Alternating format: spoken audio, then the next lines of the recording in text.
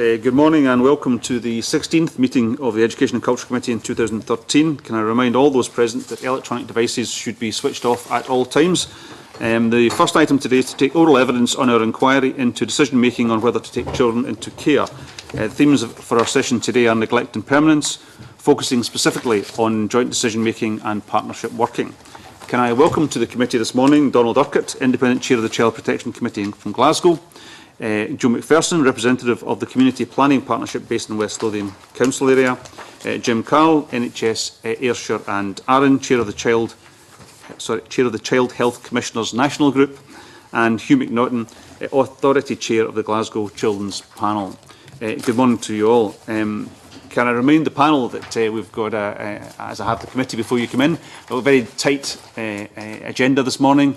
So I'd be grateful if you don't need to answer a question. If somebody's already covered the points, it's not necessary for everybody to answer all of the questions unless you have something specific to add. And I want to begin this morning with a question from Liz Smith. Good morning, and could I put on record, I think, a view that is shared by the committee that some of the evidence that you've presented in written form has been very, very helpful to us. I think what we're wrestling with as a committee is one of the difficulties about ensuring that there is top-class guidance from the professionals to look after the best interests of each child on an individual basis, but at the same time trying to get some consistency. I wonder if you could comment on the difficulties of that approach. I think particularly with regard to child neglect, there are many challenges in getting a consistent approach. And I think in West Lothian we have tried to tackle that by a programme of multi-agency training for our professionals, which I think helps to identify some of the impact of particularly child neglect on future development and behaviour. And I think we have to examine some of the critical issues about neglect that make it problematic for having an approach that's easy and completely consistent across all services, because particularly with neglect, it is an ongoing chronic situation, and there has to be that individual thorough assessment of when to intervene, assuming that you've identified that there is a particular need in the first place. So I think we have to be realistic about the areas that we want to have national or a great level of consistency about, because we do need to so much look at that individual child's life circumstances and what it is like for that child to live in that particular family. How close do you think we are in getting to a situation where the issues that you described, that there can be consistency applied, how close are we to getting there? I think we have a much greater understanding and definition, particularly of child neglect, and I think it is easier with other areas of physical abuse and sexual abuse to have a clear understanding. So we have, I think, more of a shared appreciation of the potentially very serious impact on early neglect on children's future lives.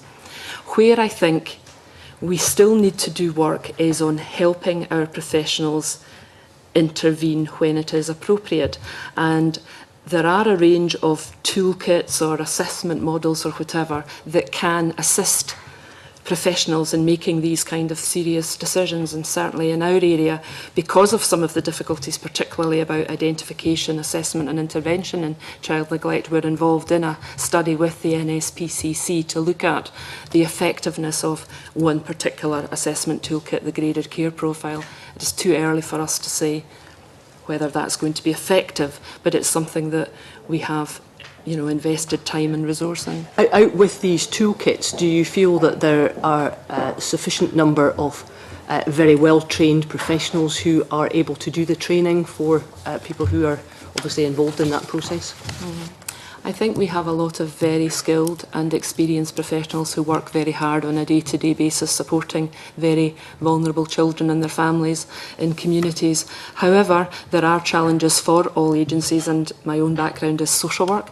I manage the fieldwork teams in West Lothian, and certainly retaining some of our experienced staff is a challenge, and we have to work very hard to ensure that we retain that level of skill, because it is.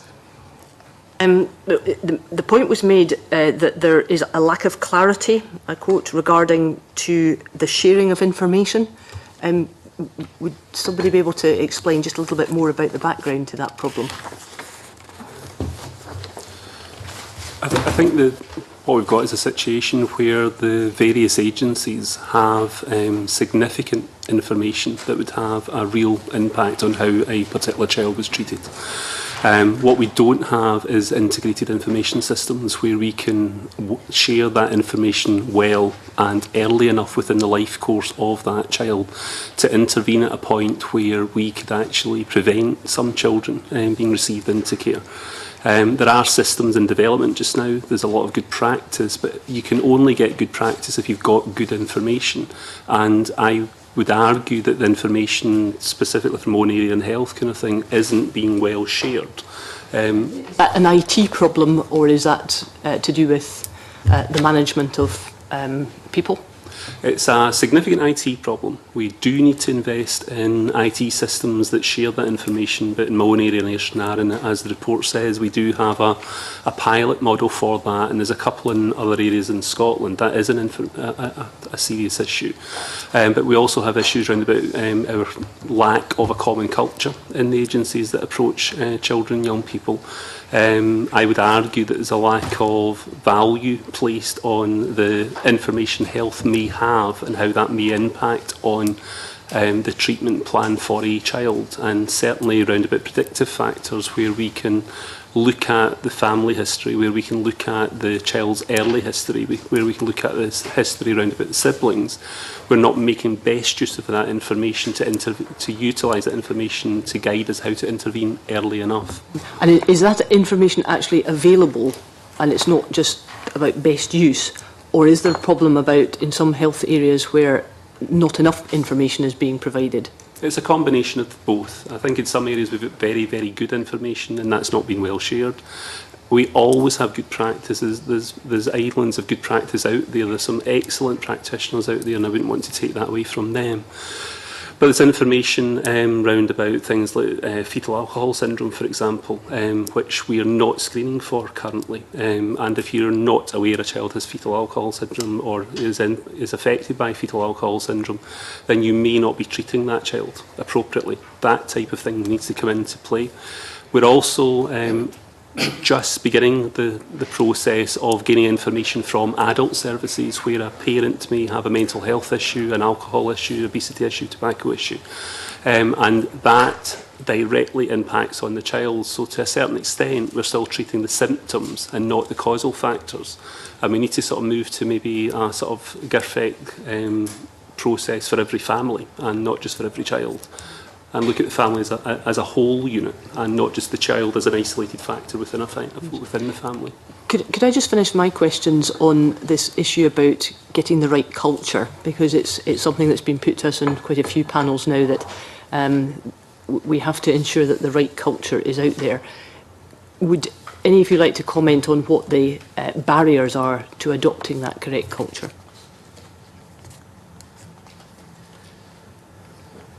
Can I, before I answer that question, can I pick up on the information sharing issue, because it's a recurring theme in reviews of cases where things have gone wrong.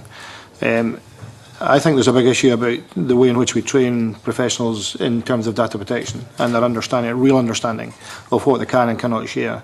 There was some very helpful guidance provided by the Information Commissioner about 6 weeks ago, which talks about sharing information under a GIRFEC approach, and it not been seen as something that professionals should not be doing now. As Jim said, there's some very, very good practice and practitioners who are very good at sharing information very effectively. but there's also people who are less confident. And I think it is a training issue. And we don't invest in training professionals. I know that my own background is policing, and I know that significantly police officers are not as confident about sharing information.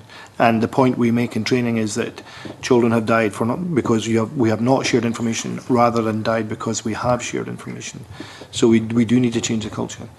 To pick up on the cultural issue, I think part of the difficulty of partnership working, and particularly thresholds in terms of neglect, are that you've got practitioners who are coming from a completely different organisational culture, and that makes it much more difficult. It's not that people are desensitised to the conditions that they find children in, but the way in which, or the reasons that they find them in these circumstances will be different, and therefore a police officer attending a call and seeing something that causes them concern for a social worker might be slightly different.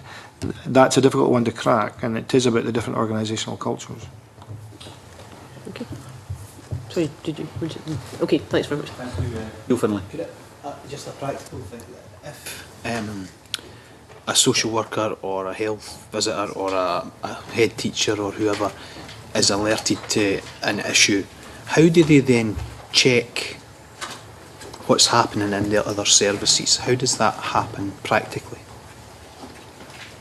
I would say in the main people pick up the phone, they have a conversation, and I think, whilst there may be disagreements between services and agencies, that's not always unhealthy or unhelpful.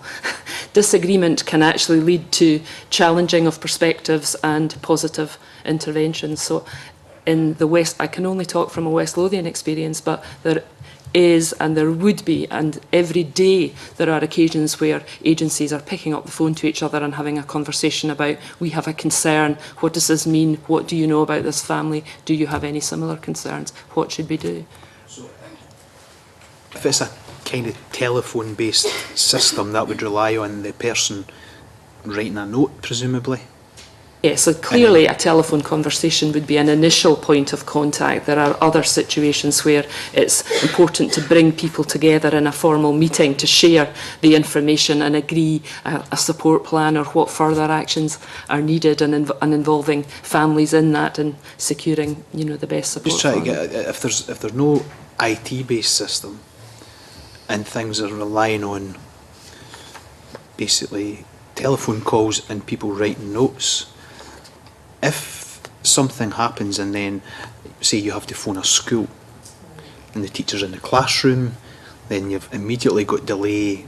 I think you see where I'm going with this, that if it's a telephone-based system, it relies on, people writing notes, people keeping records. Inevitably, the workload that people have got, things will be missed. And is that not are we not still in the dark ages in this? Well, I would say that I'm sure there are better IT arrangements that we could have in place to support the work of practitioners, but you still have to have human contact and connection. I think, can I say that there's a danger in assuming IT is a panacea, well it's not, because if you're updating a record using a computer, you still have to take time to update that record. So there are issues about whether a written record is less efficient than an IT record.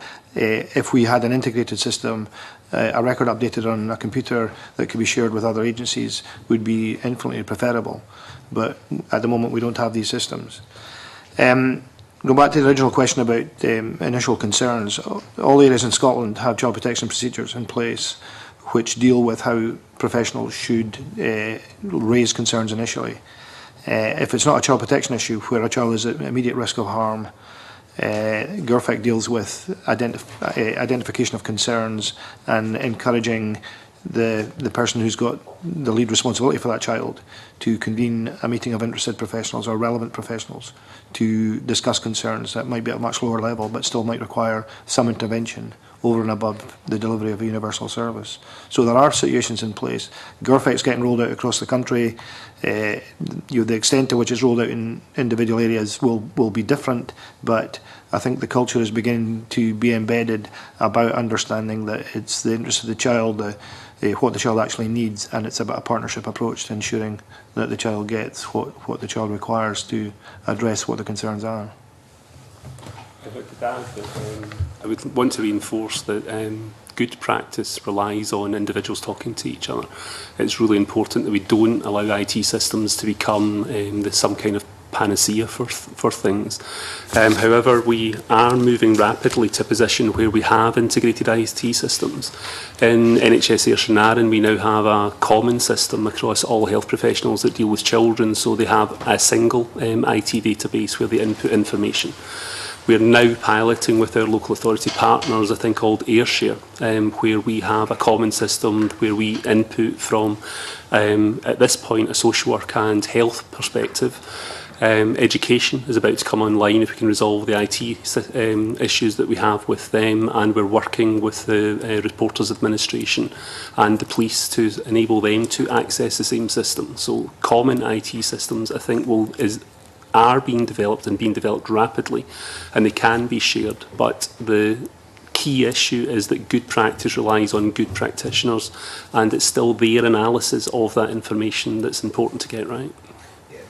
I wouldn't dispute that IT can't replace human beings. We've had this debate in terms of the career service already, but in the submission that we have here, it says that the example that you give in Ayrshire and Arran, it says that there are pockets of good practice across Scotland. It doesn't suggest that it's widespread by any manner of means. It sounds to me as though there's areas that are doing really well and much more places where there are problems.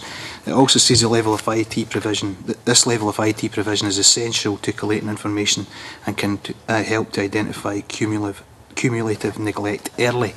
Would it be the panel's view that this is an area that, given what the committee has heard over the months, that we should be making some clear statement or recommendation to government about investment in this area as being critical? I think my colleagues would find that extremely helpful. I think significant investment in that area would be extremely positive. But it has to be a properly integrated system, which means that all partners have to have their needs met. And we would, from my point of view, if I can speak personally for a second, I would want to see something that's shared across Scotland and not something that's developed within individual health boards or otherwise. I think we have to have a fully integrated system. That would help in a number of issues, including developing predictive techniques to identify this particular group of young children earlier, so we can actually intervene and perhaps prevent a number of them becoming looked after and accommodated.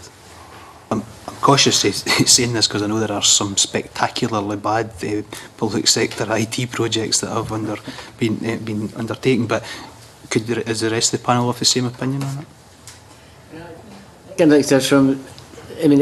It is a bit, I think, shambolic sometimes across the country. I mean, certainly in my experience in Glasgow, from the other committees that I'm on, other than just the children's panel, but through that because of this compactness of Glasgow and the volume, what has worked is, and don't ask me what it all means, but it's a norm project where within each of the areas in Glasgow, someone from the Reporters Administration, health, education, police, they meet on a fairly regular basis. So if there's anything coming up, and if clearly the health visitors are probably the ones that see a lot very early on, and they bring things in. So bringing something nationally that would tie in some good practice, I mean, whether norm would work in every authority because of the distances might not, but that being able to be done through some IT system and video conferencing may well help, but it would need some direction and continued money to make that work, I think. Could I ask, are housing involved in that? Sorry? Are housing involved in that? Yeah, and housing, sorry, I forgot housing, but the whole gambit within that area. So, and again, I've made it out, and I think it came from something I did a long while ago, that I always felt that the housing officers were the people that were probably seeing more than anyone, other than once they get to school, and then it's teachers. But at that point, housing is the people, are the main ones. Sorry, Jeff, do you? I was just going to say, Donald, that, you know, in West Lothian we have had a system which does share information across agencies for some years, but it's now probably time to review that and advance that, really. That's what I was going to say. With the advent of Police Scotland last month, IT system within the police. It's been rolled out across what previously was 8 different systems. So the consolidation of the IT system within the police is an opportunity.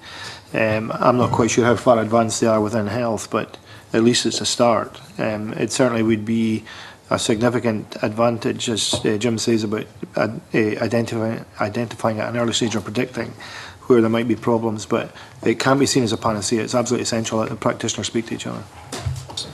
Very quick questions one from Joan McAlpine and then Claire Adamson.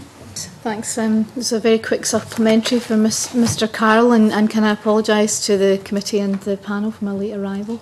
Mr. Carroll, you mentioned the desirability of screening for fetal alcohol syndrome. A number of years ago, it was suggested by an expert in the area that fetal alcohol syndrome was more widespread than many people believed. And I wondered if you agreed with that, and also what you thought the implications would be of screening for fetal alcohol syndrome. I do believe, and I think the most recent evidence would support me, that fetal alcohol syndrome is far more widespread than we've previously thought.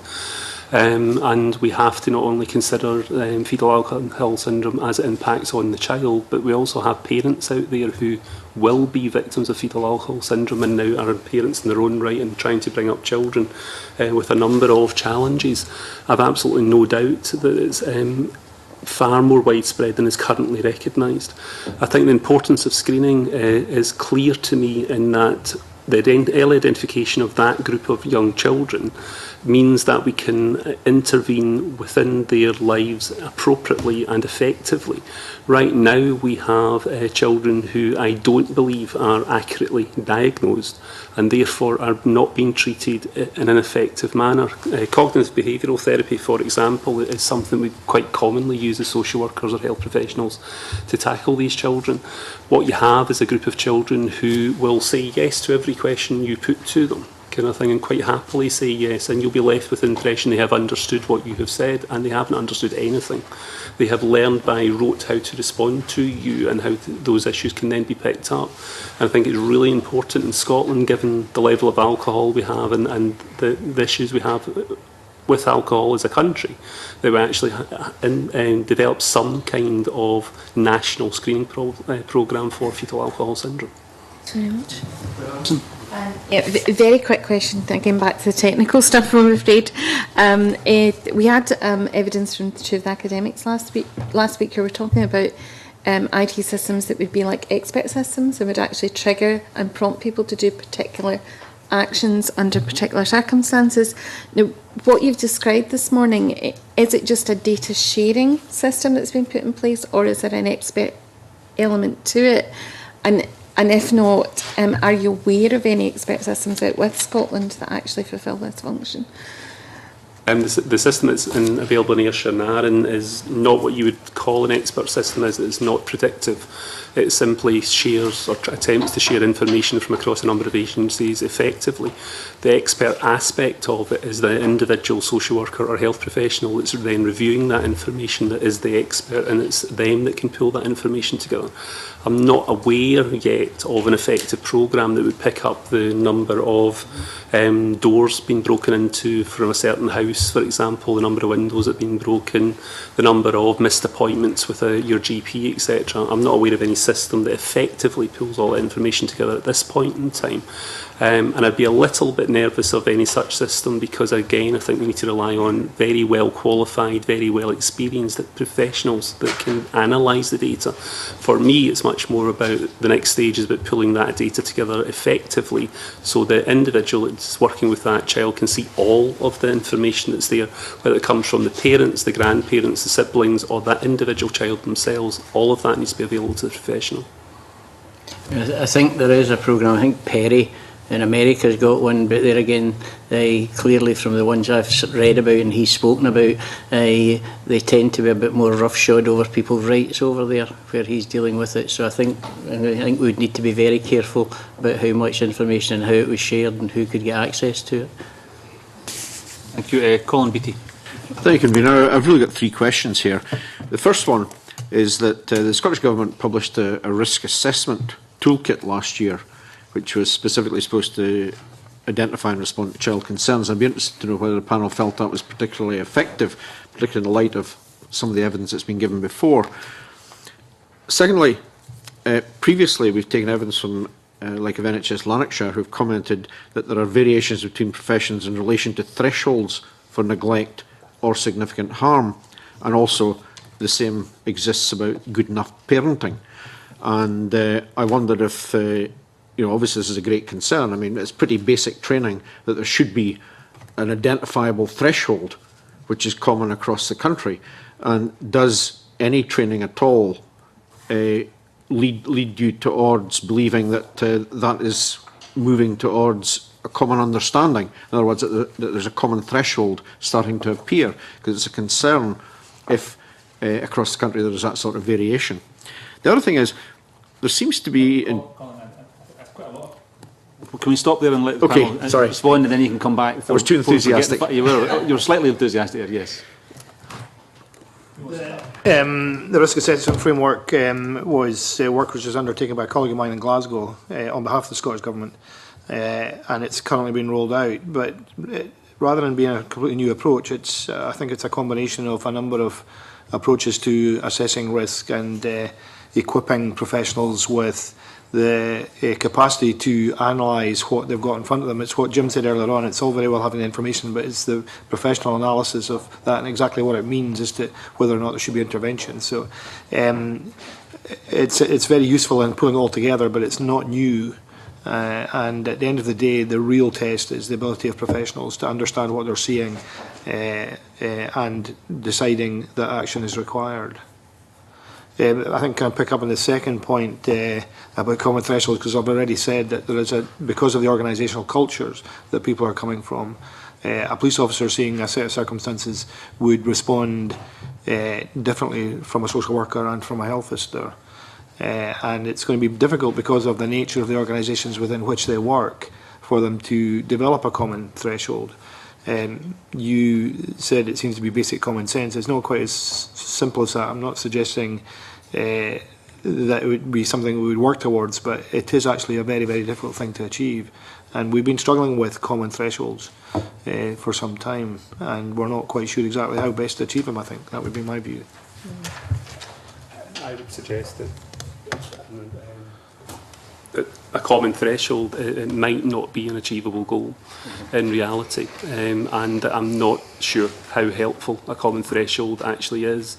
I think each child has to be treated as an individual, and there are too many permutations or variations in the issues that impact on that child to actually establish a common threshold. I think what we can do is have more training in common. We can have more understanding. For example, the child protection training we get as professionals varies depending on which profession you come from, and there's an awful lot of work that could do to make that more common across all the different agencies that contribute to this area of work. And I think there's a number of other areas that our training could be pulled together. And I would very much like to see a situation where the police, social work, health professionals are trained together in certain issues, and that process in itself develops an understanding of a shared understanding of the different agencies' roles and remits, and that in itself, I would argue, leads to better practice as uncovered through the GIRFEC Pathfinder process.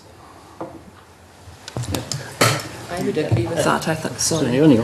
I do think there is great value in having training across agencies so that they have the opportunity to explore what definitions are, what does this mean for individual children, how we make effective assessments of very, very complex situations, and how we best plan to support children and their families. I think there is certainly evidence to suggest that understanding and shared awareness is positively affected by ongoing multi-agency training. I think that does not get away from the complexities that individual cases throw up, and that will come down to individuals having robust assessments in place, which include assessments of capacity for parents and caregivers to change within a timescale that meets the needs of children. And there are very serious difficulties and complexities involved in that. The value of joint training is it's really, you cannot stress it strongly enough. One of the key issues about joint training is the development of a working relationship between professionals. The ability, the ease with which they can pick the phone up and speak to someone they already know because they've attended joint training makes sharing of information much more effective. And some of the significant case reviews have shown quite clearly that there's exceptionally good practice within Scotland. There's some bad practice as well, unfortunately. We're working hard to address that, but there is some very, very good practice, and joint training contributes significantly to that.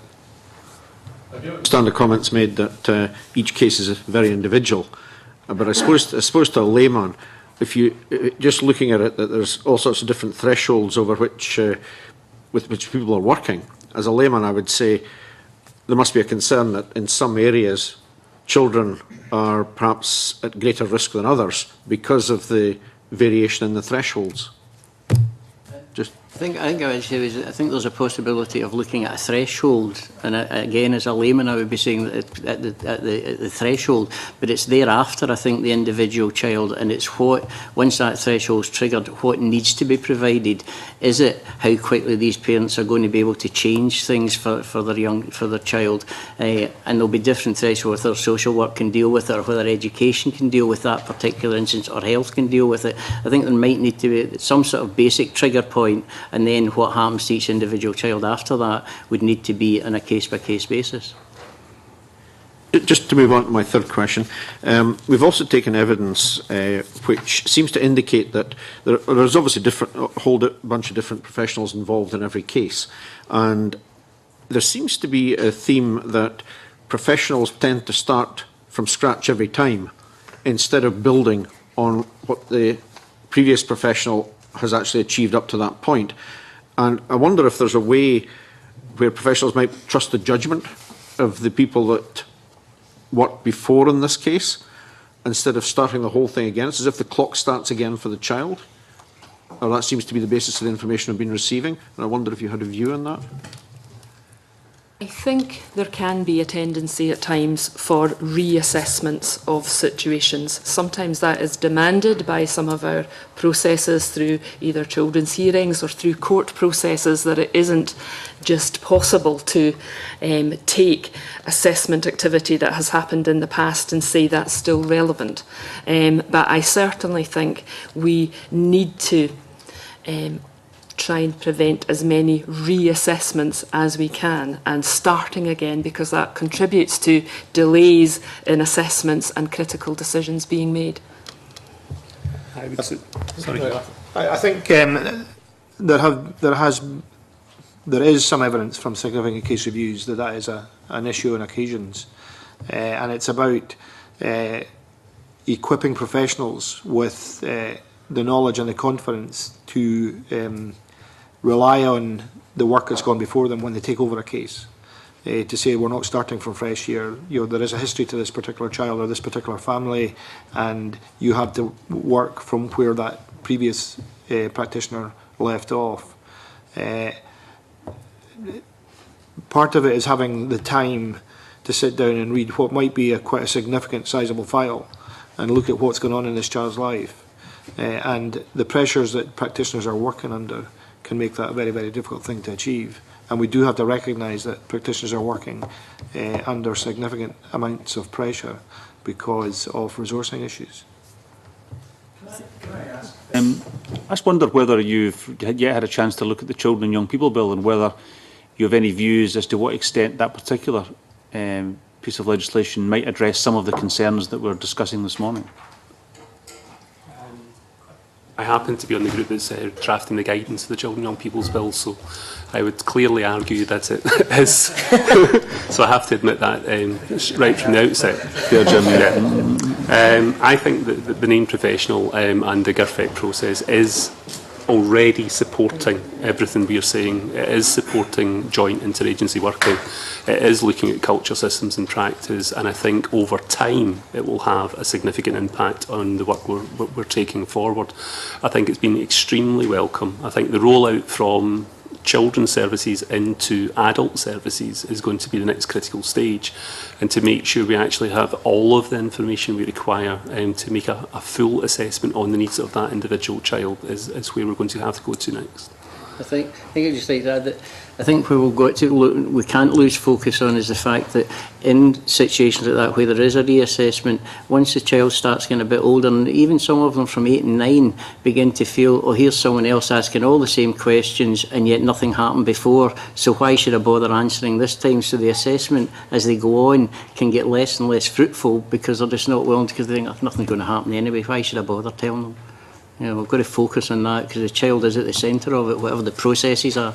The child is at the centre. I think that my knowledge of the bill is not as comprehensive as it probably could be, but I know that some of my colleagues, some of my fellow chairs, particularly in the west of Scotland, have had some concern about the obligations that the bill imposes on them at a time when resourcing is under significant pressure. But that's not to say that the principles of the bill are working in the right direction. And as Jim says, as GIRFIC becomes more embedded and becomes more second nature to professionals, then we should begin to see a significant difference. Neil Bibby. Thanks, Convener. I just wanted to ask some questions about families falling between universal services and child protection services, and kind of specifically ask a few questions about the health service role in that. We know that health professionals can be sometimes the only people that come into contact with children who are potentially at risk and those who can identify neglect and harm. I wanted to start by asking questions about the role of GPs. I know GPs can often be seen as autonomous within the health service, and I understand the GMC has issued very good guidelines to GPs on child protection procedures, but there's no compulsion for GPs to attend multidisciplinary meetings or training. Can I ask you if you think that GPs are involved enough in interacting with other agencies, and what onus is put on GPs, and what more can be done to ensure that GPs engage in that process, and what happens if GPs, refuse to take part in disciplinary working? From my own perspective, GPs are the same as any other group of professionals. We have some excellent GPs, we have some extremely good GPs who would go that extra mile to be involved in any types of case, and especially if it's a child protection case. However, GPs are, to a greater extent, private contractors. They have the national GP contract in place. And given that contract, they are entitled under that contract to act as you've sort of outlined. And I think we would like to have a closer working relationship with GPs. And we would very much like, just as we've said for other professionals, that we would want to see joint training with GPs. We would want to see them much more engaged with us and taking some of those issues forward. I'm really hesitant to be critical of GP colleagues because they really do go that extra mile, but they see themselves as being the pivotal point where issues can be raised with other agencies, and for other agencies to take things forward when perhaps a GP has identified them rather than the GP themselves being directly involved. So I think there's an aspect of the culture with GPs at this point in time that could be challenged and could be developed in a different direction to actually be more part of the greater team, if I can put it that way. Can I also ask about health visitors? Your concerns about the caseload of health visitors being very high. Has anyone got any kind of idea of what kind of caseloads health visitors have, and if that's too high? We've heard concerns about pressures on health visitors, the number of cases they have. I think the main concern from a health point of view is allowing health visitors the appropriate amount of time to fully assess the individual children that are on their caseload. And when they work really hard, they're doing an excellent job, but in some areas they are overburdened and do not have the time or the resources to fully assess each of the individual children that they're responsible for. Some areas, such as my own, and have completely reconfigured health visiting services, and in Air Shanaren now we focus primarily on pre-birth to 5, working extremely tightly with our maternity services team, and we no longer have health visitors working with GPs directly.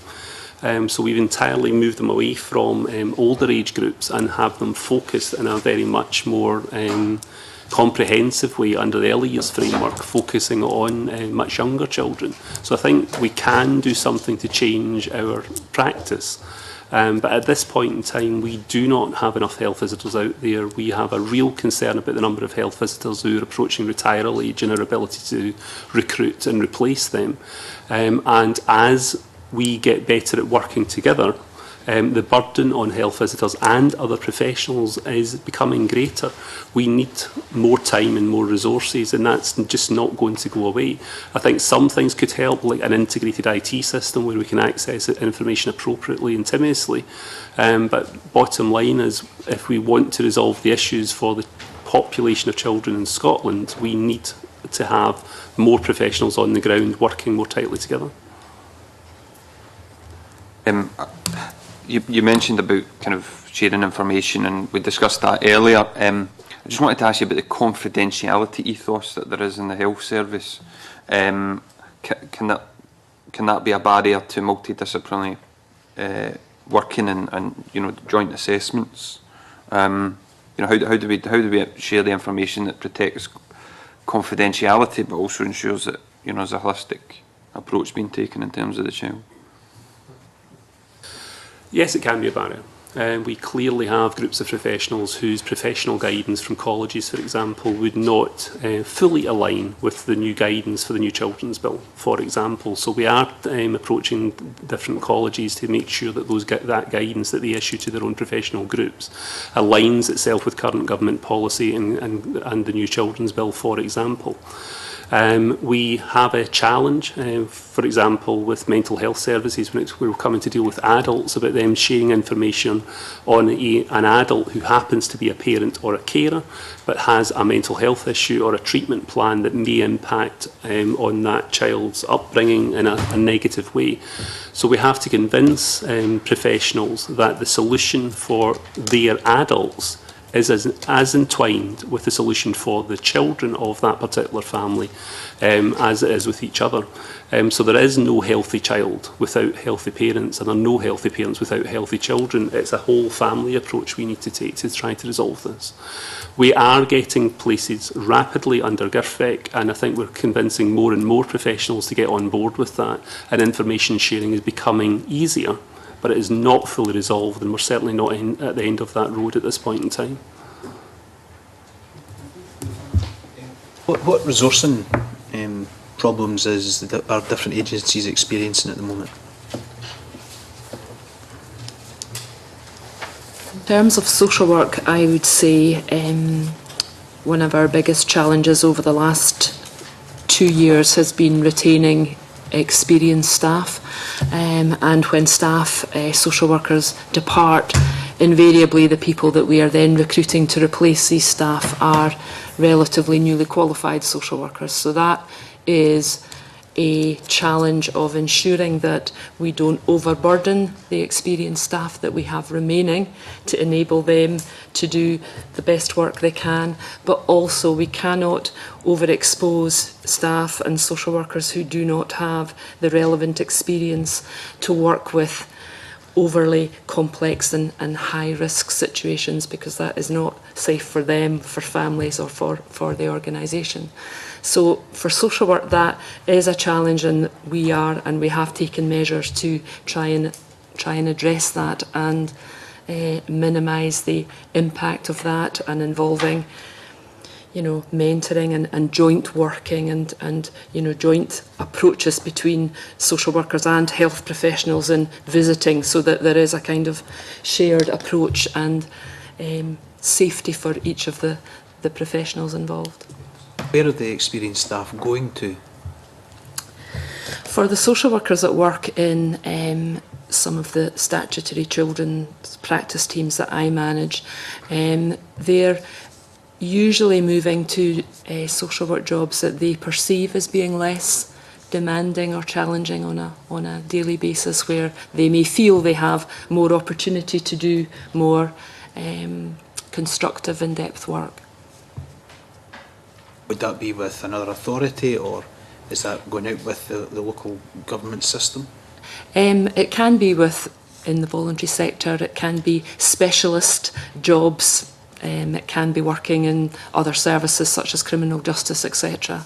There are lots of people who leave for family reasons, etc. It isn't all about escaping, but there, I think without doubt there are pressures for staff who are working with high levels of highly complex and challenging situations. When you talk about them moving for professional reasons, there has been a feeling, I think, when we've taken evidence that there is less of the less time for the remedial work that social workers get involved in, that helping people, if you like, rather than being the big bad social worker who does something bad to them. Is that the kind of reasons why people are moving on, because they see a better opportunity to do the actual work that they're trained in, rather than the sort of the no very nice side of the job? It can be a feature that people want the opportunity to do more, intensive and, as they perceive it, perhaps more therapeutic work. But equally, there are a lot of people who remain in post who are very skilled, who have practised well over the years and work very effectively with other agencies, and where there is mutual trust with professionals who know each other and work well to support families. What flexibility or ability do you have within your post to help retain those experienced staff who you don't want to go? Yeah. Is there flexibility within Yeah, that? we've created flexibility by increasing the number of social worker posts that we have, enabling the highly experienced ones to have more time to focus on doing more positive work and spending more time with the families, doing some of the direct work that they appreciate, and therefore moving some of the other work to the newer social workers who are able to manage that. So we have created more capacity in the hope that that will stabilise our recruitment position and help us retain our more experienced and qualified staff. Is pay an issue? I don't think that's the main issue, no. The submission that we had from the Association of Scottish Principal Educational Psychologists talks about forthcoming shortage of educational psychologists. And I remember when I was a member of West Lothian Council, the then administration cut educational psychologist posts. And we're now seeing, the Scottish Government are saying there's no longer a shortage of educational psychologists, and yet that association is saying there are. And the panel's experience, is that an area where there is shortages? I'm not aware of any shortages. I think we would, again, probably, if you consider children who have significant behaviour problems and delineate that away from children who have a mental illness, for example, then there's actually probably a need for a more robust role for educational psychologists, and probably an argument for an increasing that workforce, but I'm not aware of any issues. You're not aware of it because it's not particularly your field of expertise, or just you don't think there's a problem?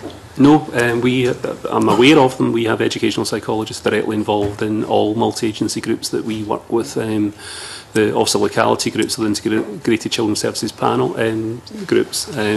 We work quite heavily with educational psychologists, and not aware of any specific issues.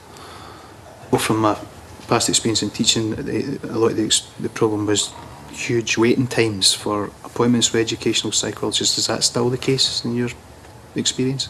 It's much less, certainly much less than when I was in practice. Locally, I haven't looked at it nationally, but locally we don't have that issue. Interesting. In the evidence we received last week from Bridget Daniel, she said if you're going to remove a child from a situation, you need to do something to fix the situation before they go back.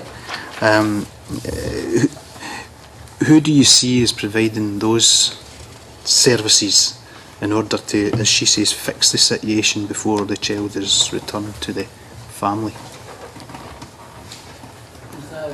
And I think as a panel member, what I'd be expecting if we were recommending or making an order for a child, we're looking at maybe various things. If there's an addiction problem, then clearly, although we can't put an order on, we'd expect the parents, if there was an addiction problem, to have sorted that out.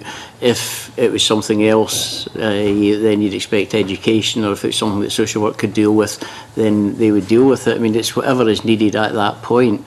For that family to do, and to do it, I think we said earlier, that we've got to make them realise that they've got to do it fairly quickly, because 9 months in an 8-year-old is a long time. To us, it's a blink of an eye, but to a 9-year-old, that's a long, long time. And to get them that stability and get them moved back again, if that's going to be possible, then you need the parents to work with whoever it is that they need the help from at that time. If it's anger management, which is sometimes the case, but that can be brought on by the addiction. So you need everyone that's involved in it to decide what it is and make sure that the parent realises they've got to do that fairly quickly. There should be a lead professional involved with every child and family, coordinating the work that needs to be done to ensure that children can safely return back home to their families or to their parents in a reasonable time frame. That work should be clearly outlined and clearly defined and measurable, so that people know when the targets have been met, when that child can go back home. Part of the issue that we're investigating is because it seems that there may be a fix, a temporary fix. The child goes back, then everything starts again, and the child's, you know, that's probably gets to the crunch of what we're actually looking into here. I would say, from a West Lothian perspective, I would say that most of the children who now become looked after away from home probably don't return home quickly. There is such a lot of work done to support children and families in the main living at home within their own families, that when the decision is taken for them no longer to remain at home, it's likely that there will need to be some other form of more permanent arrangement made. And I think we are eternally grateful to the number of kinship carers that we have in West Lothian who look after so many of our looked after children and provide good care and the possibility of positive outcomes for them, for these children in the future.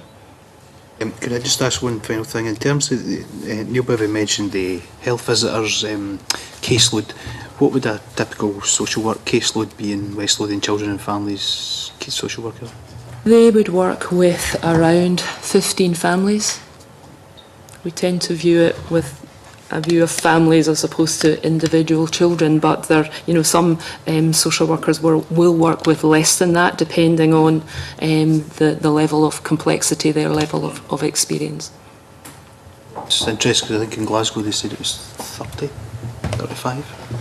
I think it is, speaking as the chair of the Child Protection in Glasgow, I think it is, as Joe says, the number itself is not indicative of the number of children involved, for example, and where it's a very complex family group, then the number of cases that social workers likely to be carrying is likely to be significantly less than that. Going back to the question about health visitors, the scale of the problem in Glasgow is significant compared with other authorities in Scotland. To the extent that what we try and look at is other areas in the UK of a similar demographic that we benchmark against. We do look and see what's going on elsewhere. But the issues that we are facing are of such a scale that we have to look at Manchester, Birmingham and areas like that to say, what is it you're doing, what are the results of Ofsted inspections, for example, and what can we learn from the experience down there. And the significant challenge in Glasgow is one of neglect, and there are a number of reasons behind that: drug and alcohol issues, mental health issues, poor quality housing, but it is a significant challenge. Thank you very much. George Adam. Thank you, Convener. Good morning. I would just like to ask a question. It's about some of the written submissions we had from the health commissioners suggested that there wasn't so much cross-party, cross-boundary kind of organisations being able to work together. Now, in order to get that form of strategic planning, what would you think would be the best way forward? Would it be to possibly work with the community planning partnerships and ensure they can work together in a better role that way? You know, what is the panel's view on that? I think community planning partnerships are located within the boundary, if you like, and the issue we have is, you know, from boundary into boundary. So community planning partnerships certainly have a role to play in supporting the professionals, as they always do have. But I think it's at a slightly higher level than that, because you're talking about community planning partnerships making sure their professionals have in place, for in this context, a health needs assessment for every child that is going to be transferred from a unit within a health board or a local authority area into another area. And it's about making sure that we effectively implement the current guidance and legislation for those children and young people. I don't think we are doing well enough in making sure the children who become looked after at home or looked after and accommodated have full health assessments in place. We actually have that information, but we're not pulling it together in a single format, and we're not sharing that well enough with other agencies, including across health boundaries. And it is an issue that I wouldn't want to pretend was something that we've got to the bottom of yet. It's a significant area for improvement.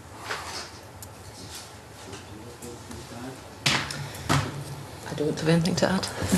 When you say anyone else, if you say at a higher level, what exactly do you mean? How would you be able to interact at a higher level then? I think the new inspection process that's recently been piloted by the Care Inspectorate, that now includes health, is picking up some issues there. And when they were looking in our own area in North Ayrshire at the children who moved into the area, who came with a health needs assessment, that was quite poor. And it's about the health service recognising that they are responsible for that child, and they still have corporate parenting responsibility for every child that's born and is returning to their area. And we have to develop systems that encourage and support that ownership, so we don't lose these children into this sort of morass of different agencies trying to work together. We clearly have guidance that says each child should have a health needs assessment completed. We have the guidance round about CAMS and what's required there. It's because of a number of issues, availability of staff, availability of resources, the speed within which transfers happen. There's a lack of notification coming from local authority partners out with our area, not the partners we work with in the main, telling us when children are coming into our area, for example. So there's a significant area for improvement, but it is something that's now recognised and something we're trying to push forward quite rapidly. Thank you.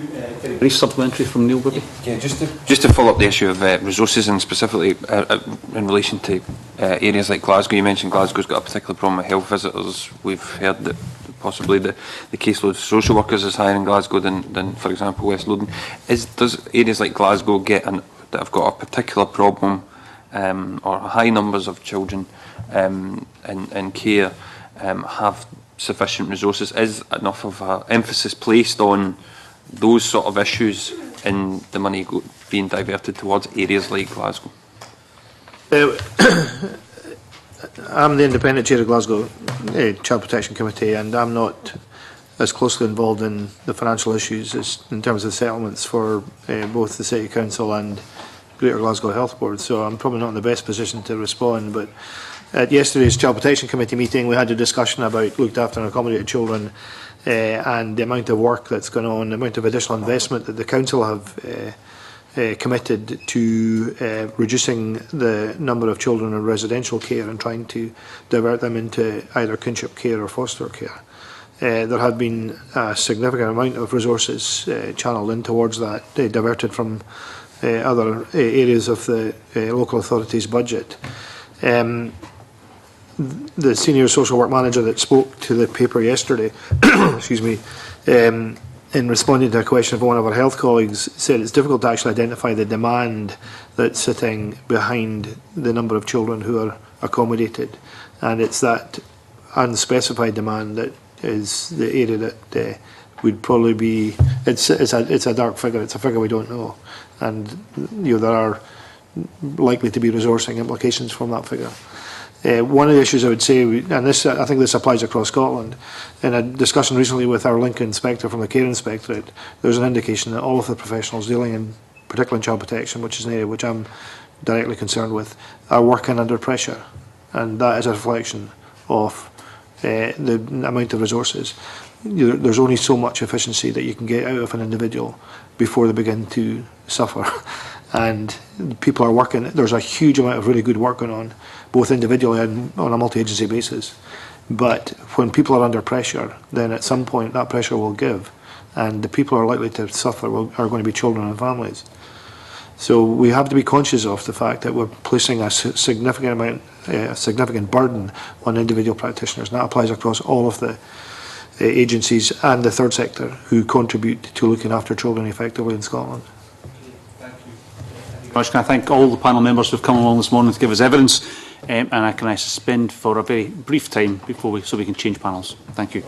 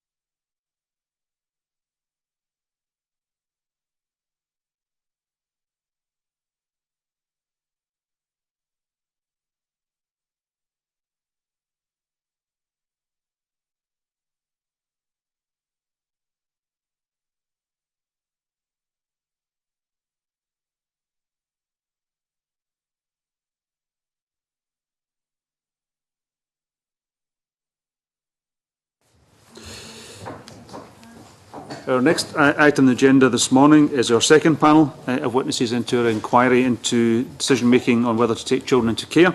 Can I welcome to the committee Carolyn Brown, Area Deputy Principal Psychologist, Association of Scottish Principal Educational Psychologists, Dr Helen Hammond, Paediatrician, and Detective Chief Superintendent Jill Emery, Police Scotland. Good morning to you all, and thank you for coming along this morning. Can I begin the questioning with Claire Adamson?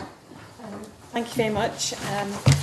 We've have been taking some evidence about the different methods for referring to the hearing system, and some of the evidence noted that 80% of non-offence referrals to the hearing system are from the police.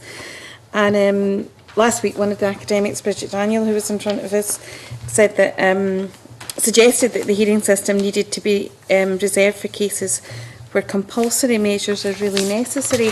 So I was just wondering if you could maybe give your opinion on those points, and whether the police really do continue to defer children to the reporters in a very, why that's in such large numbers in comparison to other agencies, and why so many of those referrals don't actually reach the hearing stage. Thank you, Convener.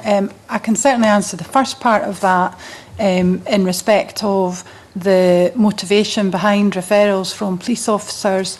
As you'd appreciate, first-line officers have got quite a unique insight into people's lives and people's homes, the way that many agencies don't have. Officers are encouraged and trained to identify vulnerability. The grounds that they refer on range from perhaps children being in a household where there's been a domestic incident, where one or other parent has been arrested for a crime, where attending that address for some other unrelated issue, it's apparent that there's neglect within the home, the way in which the home's set up, there's no food in the house, there's maybe no adequate heating or clothing for the children. It is one of the performance indicators actually for the new Police Scotland, for the new national force, so we're very interested ourselves to keep a track of the level of referring from ourselves. I can say that in the first month, so we just started as one force for Scotland on the 1st of April. In that first month of April, the 14 divisions of Police Scotland referred over 10,000 referrals to other agencies. In Edinburgh alone, it was over 1,000 in 1 month. So I can appreciate it's a high level of referral. There might be an argument for a sort of tiered referral. My own view is that we shouldn't dissuade frontline resource police officers from highlighting the sorts of very real concerns that they see in their duty in the way that I've described. It's really the second part of your question as to what happens to it thereafter is obviously not a part of the question that I would be best placed to respond to. And I don't think my colleagues necessarily would. I wasn't landing in it there. Okay, thank you. I just wondered, I know you can't answer the second part of the question there, but does it, in your view, indicate any issues with the process of referral in the first place? In other words, are police officers making the correct referral by saying that these children should be referred to the reporter? Should they be referred to somewhere else? Is the fact that the numbers going through in referral don't equate to hearings, is that indicative of, in fact, an issue with the way that referrals are being done? Yeah, well, I think it is. I should clarify that those numbers refer to referrals to all agencies, but there is something in there about trying to separate out those kind of lower level concerns. I'm not talking about things that actually meet the threshold for child protection per se. You know, I think previous colleagues in the previous panel referred to GIRFIC, and Police Scotland's very committed to getting it right for every child and working with partner agencies right across the country to do that, and that the introduction of a named person within a school environment or within a health environment to deal with those lower level concerns is a really positive one, so we could start to differentiate between those concerns that are very early indications of what might manifest as a problem later on, and those that are quite chronic issues and are pressing and need a response right now. I suppose we're all motivated to try and invest in the former in order to avoid the latter. Yes. Maybe just add to that in some areas in Scotland there are some, again it's under the GIRFIC framework, there are some multi-agency groups, sometimes they're called young offender management groups in some areas, and they work with the police and other agencies to divert certain youngsters away from children's hearings to more appropriate interventions, so that, for instance, if a young person has been has been charged by the police, it may be more appropriate that there is some drug intervention or some other approach, or even some work in school. So there's a number of different routes that can be taken, and that manages the referrals to some extent to the reporter. So there are instances where that's had an impact of dropping referrals to as much as 50%. Okay, thank you. Liz Smith. Thank you, Convener. Just before I come to questions about sharing information, Detective Chief Superintendent, could I just ask you, you said in a previous answer about the possibility of having 2 tiers of referral. Could you just expand on how you think that might work? Well, at the moment, in fact, in this area, what was Lothian and Borders Police Force area, there was a pilot about what were called child concern forms that try to capture those lower level concerns that don't meet the threshold for child protection referral to the reporter, but try to intervene at that earlier stage. And we're in the process of obviously transition into the new service and taking good practice from all over Scotland, and that is one of the pieces of work that's currently underway with Police Scotland, is looking at rolling out child concern forms as part of our whole approach to vulnerability in communities. So that we've got a fantastic opportunity now that we've amalgamated the 8 forces to actually get the best of all worlds and make sure that there's a consistent response across Scotland, so that communities wherever they live in the country receive the same level of service. The previous panel and one last week made the case that there's a difficulty about the sharing of accurate information. And they did actually highlight the health professionals in some cases. Could I just ask for your comments on what barriers you think are in the way to effective information? As always, it comes back to training and comes back to communication. I mean, in truth, there shouldn't be barriers to information sharing. We've come an awful long way in this country to overcome previous inhibitions about sharing information. The data protection is oft blamed for inhibiting that sort of sharing, but in fact, when you talk about preventing crime, you talk about protecting people, you talk about protecting children in particular, it's very clear in the legislation that you can share information. And I'm not for a moment trying to say that that is working everywhere to the same extent, but there has been enormous progress, and there's no reason why it shouldn't happen. GIRFIC is a good shared principle to which we're all working. Case conferences, police, again, it's one of our performance indicators, the percentage of case conferences to which police are invited that we attend, and that is approaching, it's around about 90%. Right across Scotland, and there's a real willingness to share information, and as you've heard from my previous answer, if anything, we're sharing too much.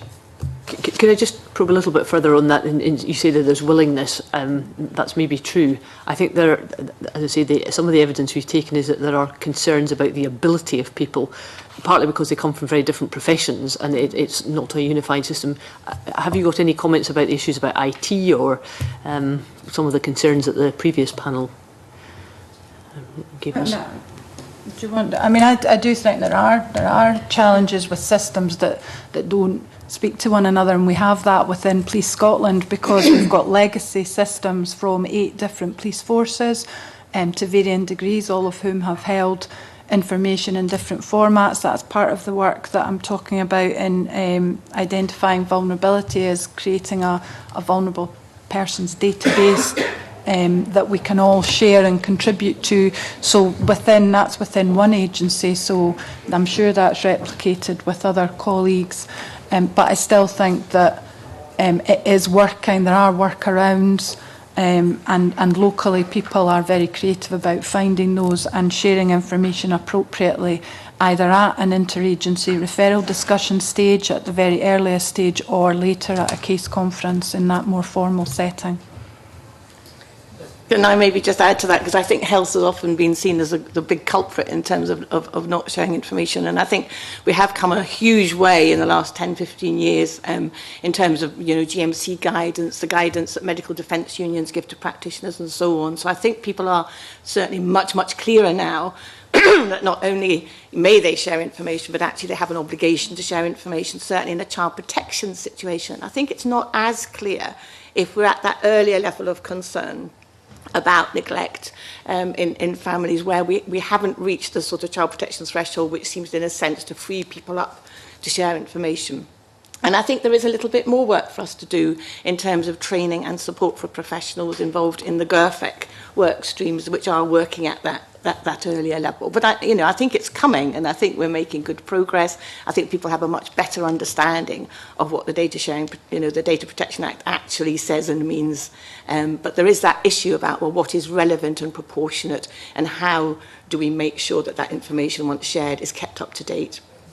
I mean, it was put to us in the evidence that the concerns about the definitions of neglect, for a start, that it's very difficult to get professionals to agree on that.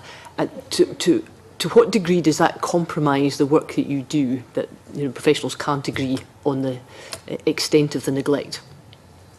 I think people understand, certainly health professionals, I think, are very clear about neglect. I think there is an issue of varying thresholds, and I think if you take a city like Edinburgh, practitioners that work in certain parts of Edinburgh probably have a higher threshold for what they think amounts to neglect than professionals who are working in a more affluent area. I think it is a problem. I think that leads to a lack of equity and consistency. And I think, again, once we are working more regularly in a GERFEC way, in an interagency way, across Lothian, applying the same principles and pathways, that should improve. But I think that there has been an issue of varying thresholds. Do you think, I mean, you've highlighted the issue in Lothian where you believe that GERFEC can change some of that. Do you believe that it's a problem between different local authorities? Are there some local authorities that are very much better at working at GERFEC and ensuring that we don't have that problem, and others where it's much more prevalent? I don't know that I can answer that question. I obviously, in Lothian, I work across 4 different authorities, but I'm not clear really across the whole of Scotland. I don't think I could answer that. I think obviously it's complex, as has been established, I think, in various written submissions. I think you have to look at it in a number of different ways. There are issues about lack of that standardisation of resources, and that's amongst professions, as well as the standardisation of different procedures. And I think obviously we're working to, in terms of the procedural element and the structures that local authorities and health boards have in place, and we are working towards that from a GERFEC point of view, and that there is a degree of success. I would agree. I think there's still further work to be done there. So the sharing of protocols is critical, but I think obviously we need to look at that with a whole of Scotland eye. And I think that in terms of resources, that needs a significant further look at in terms of parity across all areas of Scotland. We've already heard about health visitors.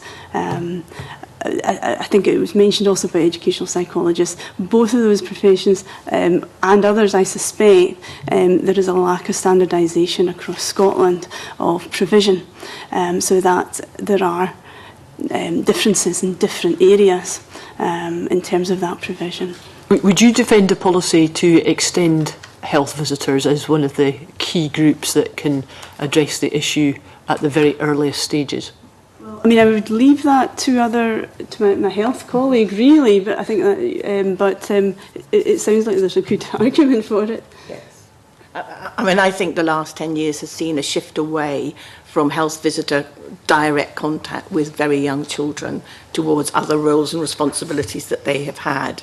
And I think that has happened as an unplanned outcome, an unplanned result of pulling back on regular surveillance of children. I think all of us understand and believe that you shouldn't be routinely, repeatedly seeing very well healthy, normally developing children. But I think we have lost something there in terms of the direct contact between families and health visitors, in terms of families then being able to bring some of their concerns and problems to a health visitor that they know well, and also a health visitor having a really, really good grasp of developmental stages and picking up issues early on. So I do think, I mean, everybody might not share that view, but as a paediatrician, I think I can say that from children's point of view, I think we have lost something. And I think health visitors are hugely important to, they're the first strand, aren't they, really, of our defences, as it were, in terms of picking up children who have problems and families who are in difficulty. And we need to redress that balance. Thank you. A brief supplementary from Neil Finlay. Dr Hammond, you mentioned about in different areas of, say, Edinburgh, there being a different threshold or view of neglect. One of the issues that we've heard about throughout this inquiry is sort of hidden neglect or middle class neglect, if you like, where,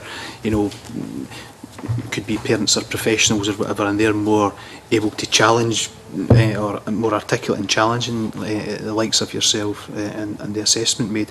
Could you tell us a bit about your experience of dealing with that and how that throws up other challenges? I think it's more difficult to identify. Sometimes we identify that through a child who's actually physically not growing. Sometimes it appears more in terms of the child's social and emotional development because of the emotional deprivation that's going on in a very busy household. I think these are very difficult to address. But again, I think it comes back to our understanding of the breadth of neglect, and it comes back to training and people's knowledge of the research literature. Can I ask? So, yeah, sorry, go for it. Sorry. I would add to that, I think it is very difficult. I think obviously in schools, the sort of difficulties that the youngsters can present follow through to schools. But it requires a great deal of evidence gathering, and it's back to the original conversations about information sharing, and a great degree of skill, I think. But there is this issue of balancing children's rights with parents' rights that, in terms of the legislation, can be actually at times damaging to certain young people in those sort of circumstances that you're referring to. Do you explain that a bit further?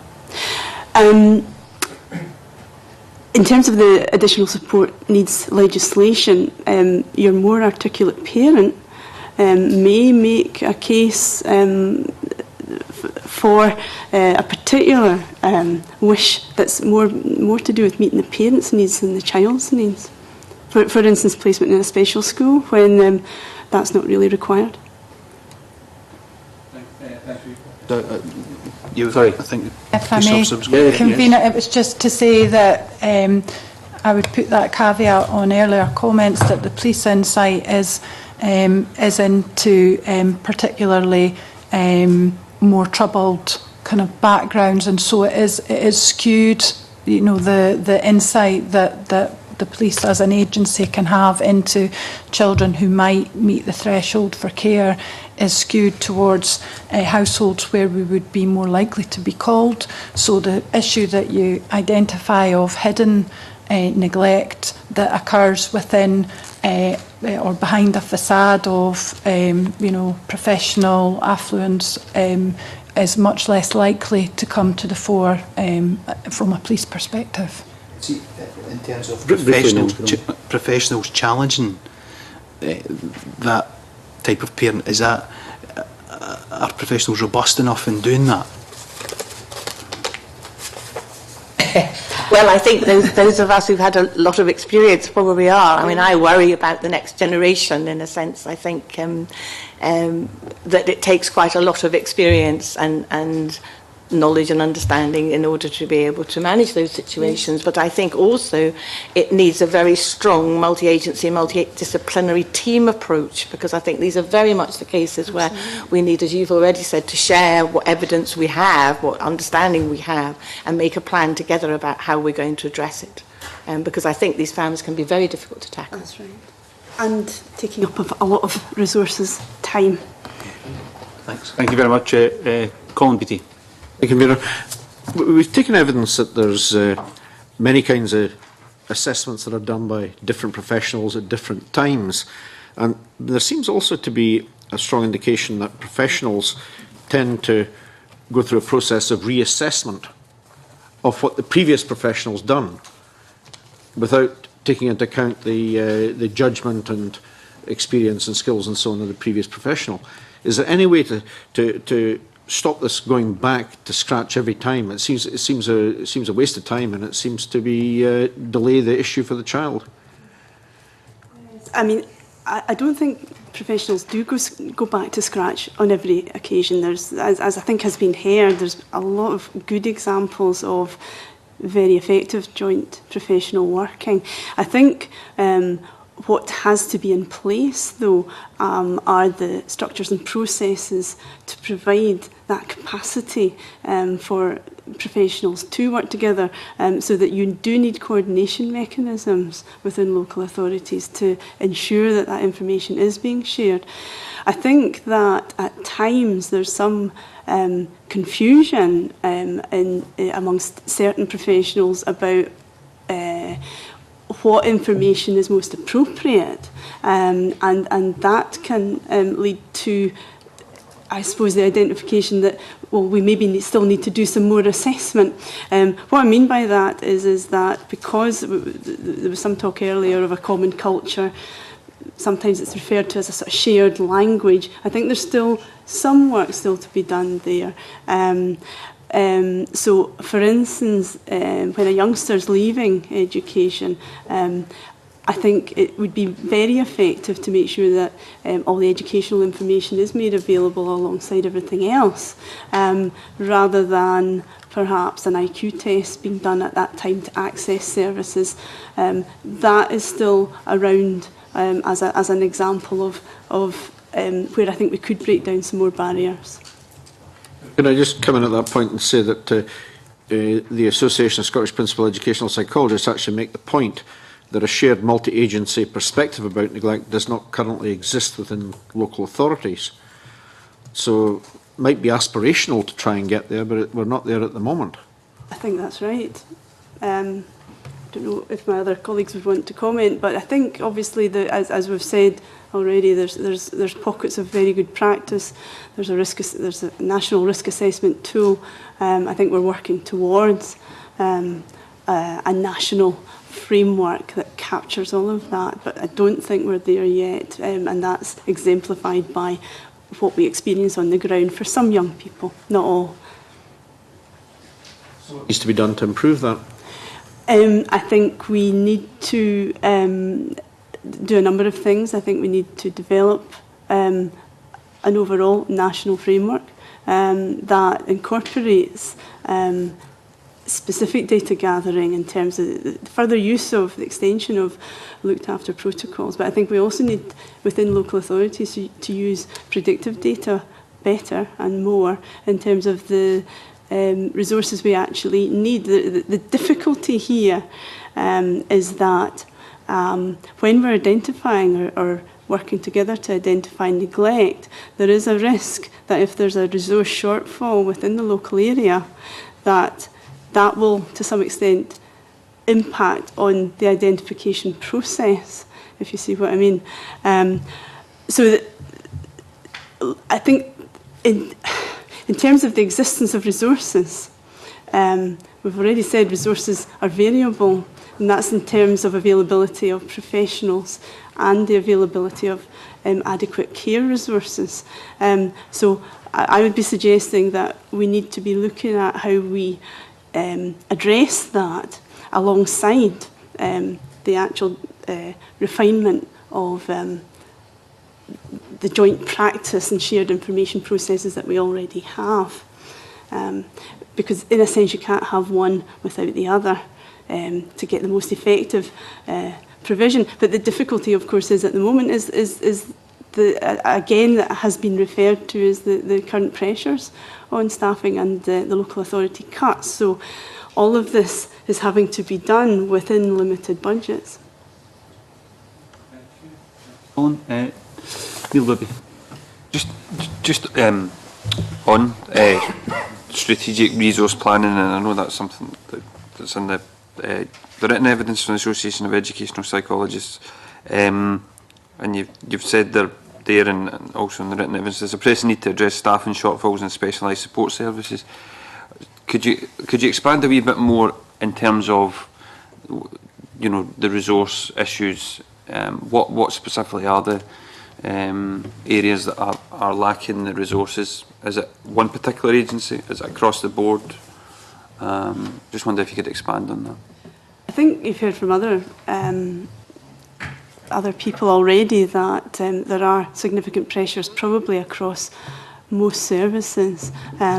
So that I think that is true of everybody. I think I don't want to particularly make this a platform for educational psychologists at all, but I suppose I have in the evidence drawn attention to the fact that educational psychologists are in a difficult place at the moment in terms of their staffing. In 2001, when the Curry report was sanctioned by the Scottish Government at the time, it was deemed that there was a crisis in the educational psychologists provision across Scotland. At that point, the provision of psychologists was 380-ish, just under full-time equivalent psychologists. It's now 388 full-time equivalent psychologists. And the difficulty is we've had our funding cut. We have 25% of psychologists over 55.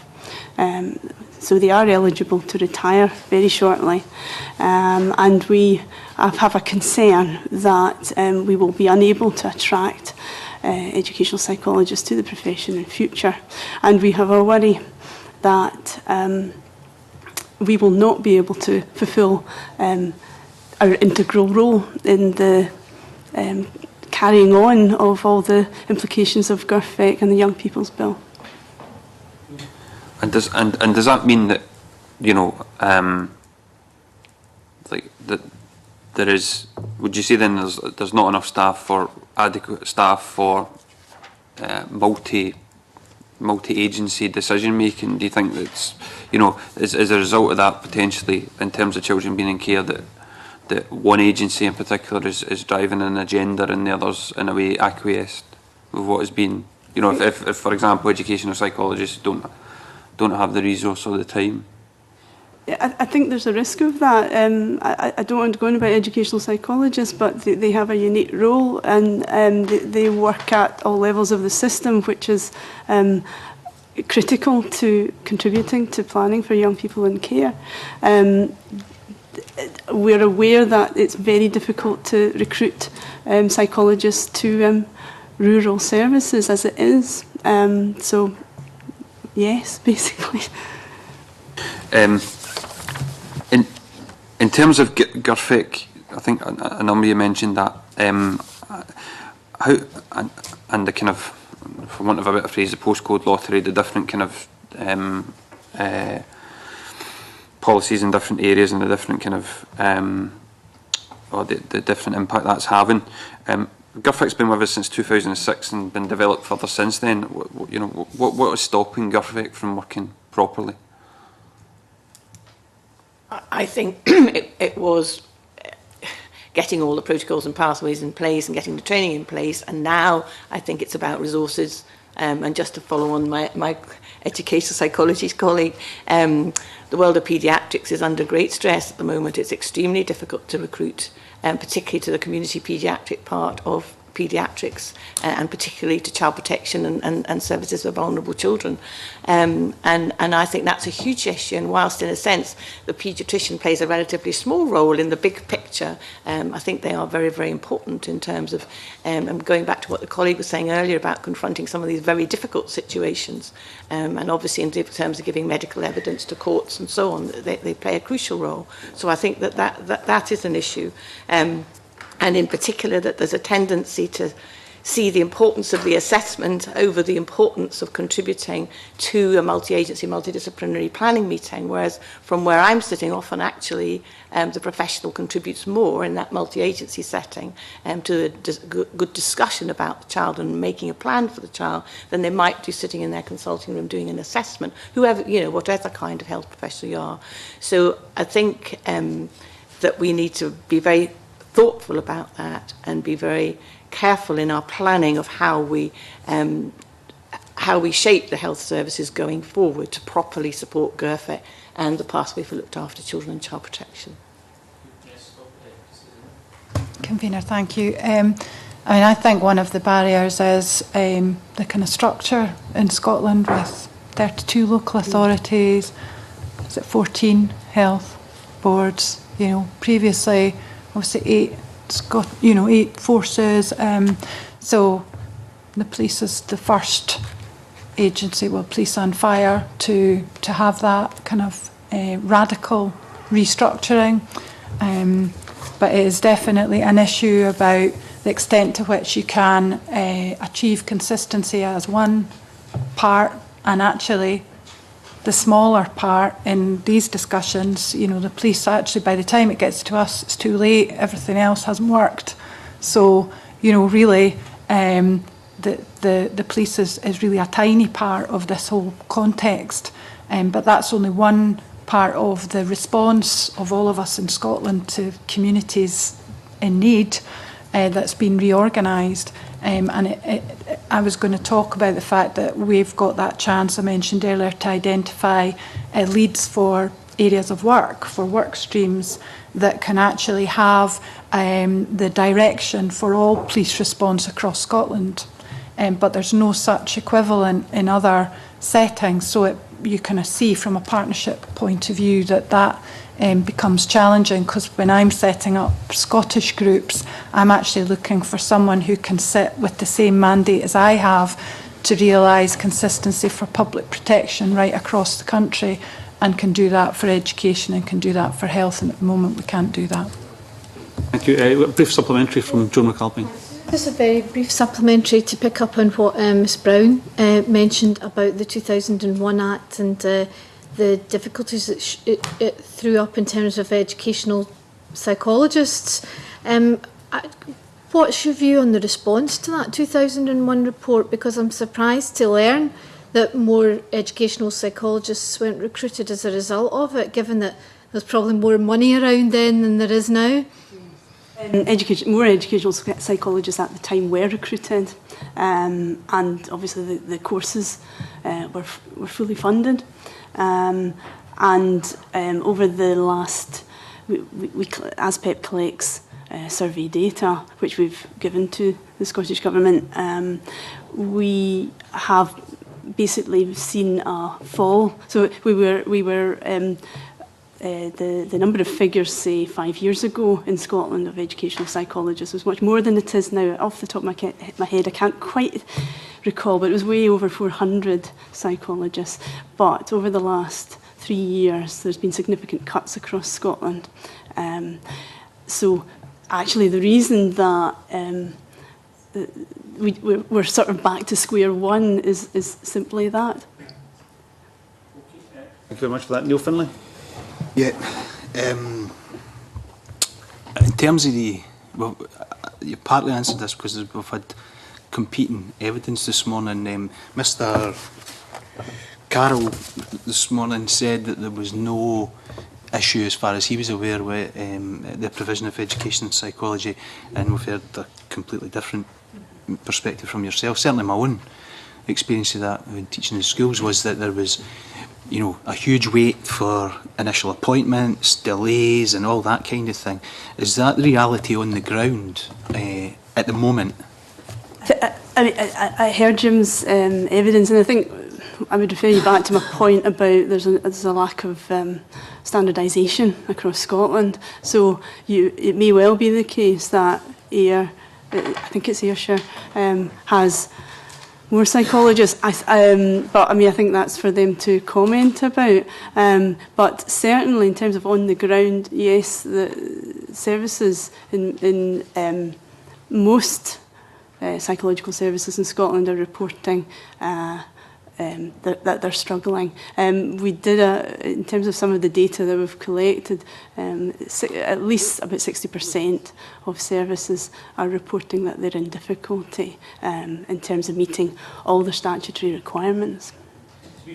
It wasn't just Mr Carroll. I mean, all four were asked by Mr Finlay, and none of the members of the first panel thought that there was an issue with educational psychologists in particular. So it is quite interesting that the four of them and your opinion are clearly at odds. Yes, I take that point. I heard that, and I think that's understandable because obviously they may be only seeing educational psychologists turning up to the meetings that they have prioritised.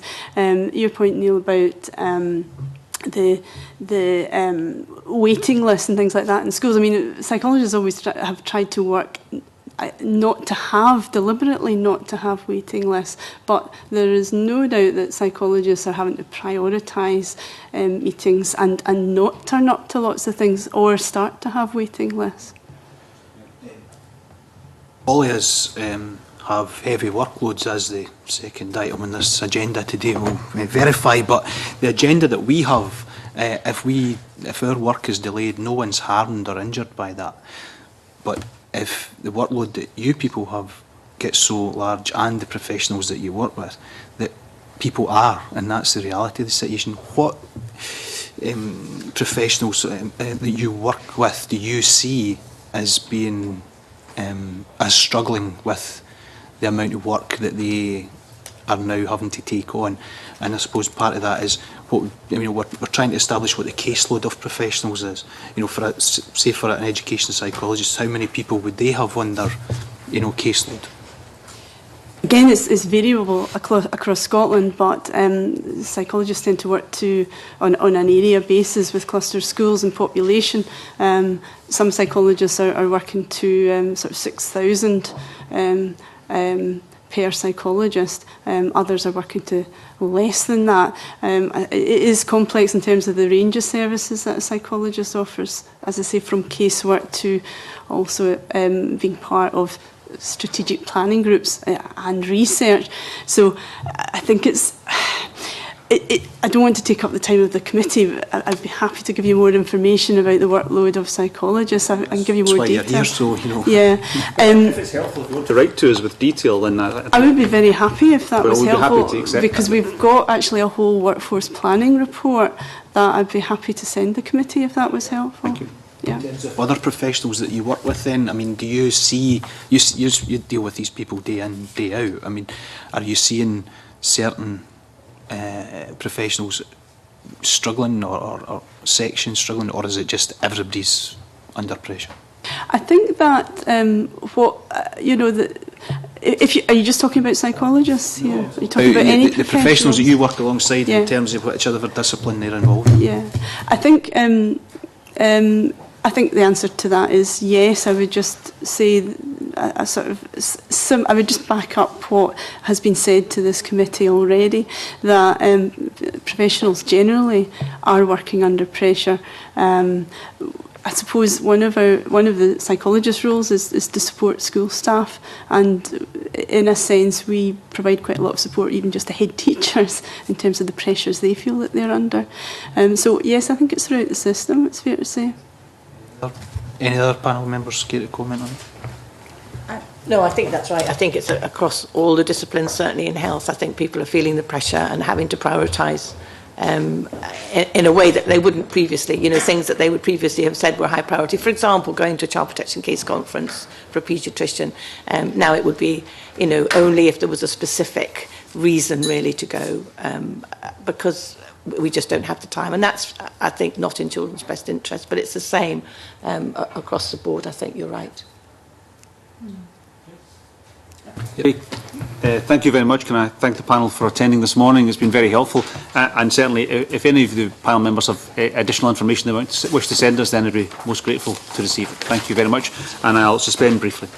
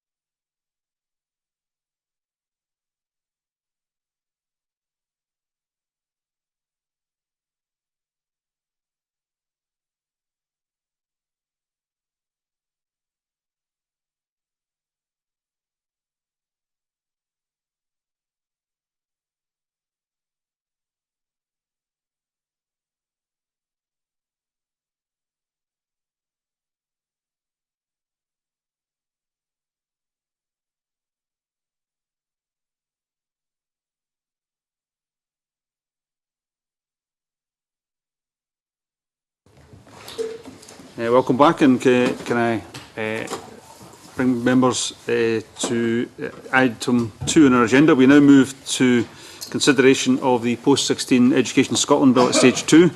In day 2, we aim to consider all remaining amendments today, if at all possible. Can I welcome Mike Russell, the Cabinet Secretary for Education and Lifelong Learning, and his accompanying officials to the committee this morning. And can also welcome Marco Biagi, who's joined the committee this morning. Hopefully everyone has with them a copy of the bill, the second marshalled list of amendments and the second groupings of amendments for this morning. And if I can begin by starting with the consultation, collaboration, etc. Section 5 of the bill. I wonder if I could raise a few points before we begin, if that's possible. No, it's not, no. In particular, we're in the middle of stage 2, Neil. It's really in relation to the procedure that we'll be going through today. Given that the volume of amendments that are here and the timescale that we have, I really find this an unsatisfactory position with this bill and with the committee more generally. We have 2 major bills before us. Sorry, Neil. These are not relevant points to the bill we have this week and next week. They are. This is not an appropriate point to raise this matter. They are, if you allow me to develop my point, Convener. As parliamentarians, we've got a duty to properly scrutinise legislation and hold the government to account for its decisions. And we now have effectively just 2 more weeks to go through over 150 amendments, and that, in my view, is neither possible nor desirable. If we take, for example, the group of amendments on the membership of college and regional boards, then the person moving the amendment, as I understand it, will be expected in their single contribution to refer not just to their own amendments, but to the other, however many in that group. I think there's 56, another 56 in the group. I think that is a ridiculous situation that we're in, and it actually, I think, is an insult to the committee and to Parliament. So, Convener, what I'm really asking is that the way you intend to proceed on this, in terms of the way that we address the multitude of amendments that we have coming forward today? Okay, thank you for that. As I said at the beginning, I don't think that's relevant to what we're about to do. If you wish to complain about parliamentary procedure, you should take it up with the appropriate committee and the authorities of Parliament. I know you're a relatively new member of Parliament, but this is the normal procedure that we go through. This is the normal procedure in every bill that I have ever met and come across in the last 10 years. This is the normal and routine process at stage 2. It is not unusual in any way, and in fact, I have been in this Parliament when we have dealt with a substantially greater number of amendments for a bill at stage 2 in exactly the same way. So if you have problems with the parliamentary process, you should take it up with the appropriate and relevant authorities of the Parliament. Can I now move to call amendments? No, I'm sorry. I'm now going to move on, Mr. Finlay. No, Mr. Finlay, I'm moving on. I'm going to call Amendment 72. Well, that's what I've suggested, Mr. Finlay. You do, because this is not the appropriate place to raise these issues. Can I call Amendment 72 in the name of the Cabinet Secretary, group with amendments, a number of other amendments in this particular group, and ask the Cabinet Secretary to speak to those amendments? Thank you, Convener. Quite clearly, there are a lot of amendments to be considered in this meeting and a subsequent meeting if that takes place. But of course, this bill is a very technical bill, and some of these amendments do deal with small changes in wording that affect a whole number of paragraphs. But the intention is summed up in a single amendment. So let me start by saying that consultation and collaboration are an important part of the fabric of the bill. There are a number of amendments to consultation and collaboration. Some seek to further strengthen the requirement, others seek to build consultation and collaboration into newly proposed provisions. And I hope they will all be welcomed in the committee, because they are genuinely intended to try and expand consultation and collaboration. Amendments 84 and 97 deal with statutory consultation before issuing ministerial guidance on appointments. It's important that the appointments guidance is developed with the benefit of the sector's knowledge and experience. It was always my intention to consult before issuing this guidance. Amendments 84 and 97 would place such consultation on a statutory footing and require that ministers must consult before issuing guidance. Amendments 72 and 86 deal with relevant trade unions and student associations. The views of college staff and students are a key consideration in any decision to designate a college as a regional college or to assign it to a regional strategic body. Amendments 72 and 86 ensure that statutory consultation required before ministers make orders designating a college as a regional college or assigning it to a regional strategic body does include consultation with relevant trade unions and student associations. In Amendment 110, we are responding to concerns helpfully raised by the STUC about the consistency of consultation requirements. This specifies particular persons that Scottish ministers are required to consult in addition to the Education Authority for the area in which the college is or is to be situated, before making an order either to establish a new college, to close a college, to merge two or more colleges, or to designate a college of further education as a higher education institution. In all cases, ministers will always have to consult the Funding Council. And apart from orders which only establish a new college, as there will be no college to consult, there will be a requirement to consult the college, any regional strategic body for the colleges, the relevant trade unions, recognised by or represented the staff of the college and the Students' Association.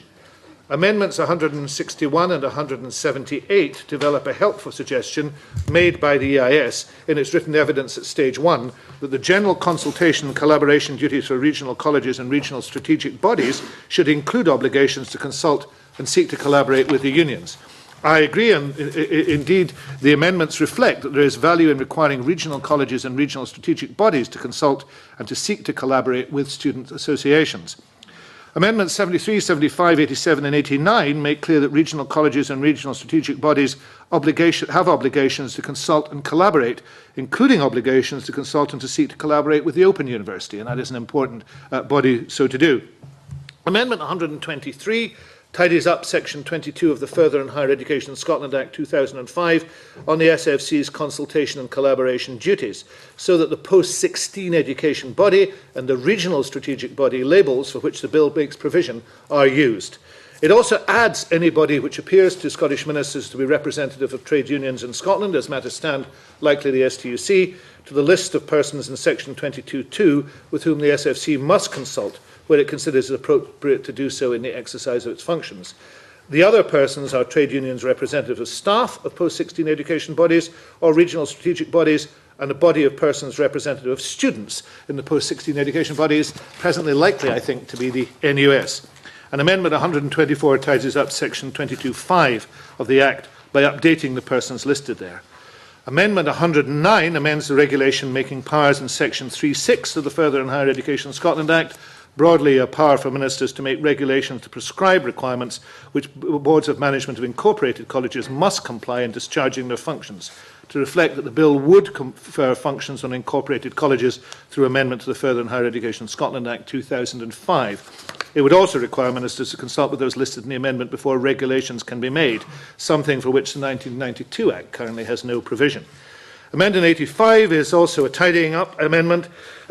It will make clear that although ministers will be required, before making an order under new Section 7C of the 2005 Act, assigning a college to a regional strategic body to consult with the college concerned, they're not required to do so where the college doesn't exist. I suppose it's a metaphysical amendment in that sense.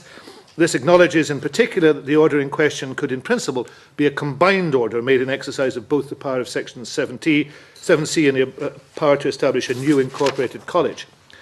I'm happy to support Amendments 164 and 182. I agree it's important that there is a specific requirement to consult trade unions and students' associations on the election rules for staff members on both college and regional boards and for student members on regional boards.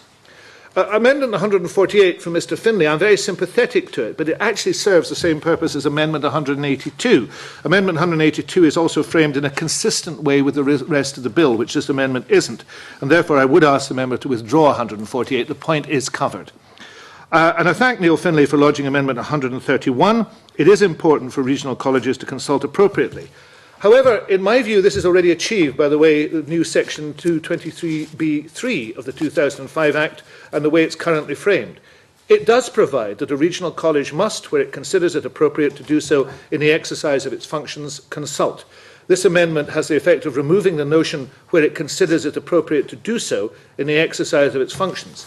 And I don't support that because fundamentally I think it's appropriate that a regional college has a discretion to consider when consultation is or isn't appropriate in that regard.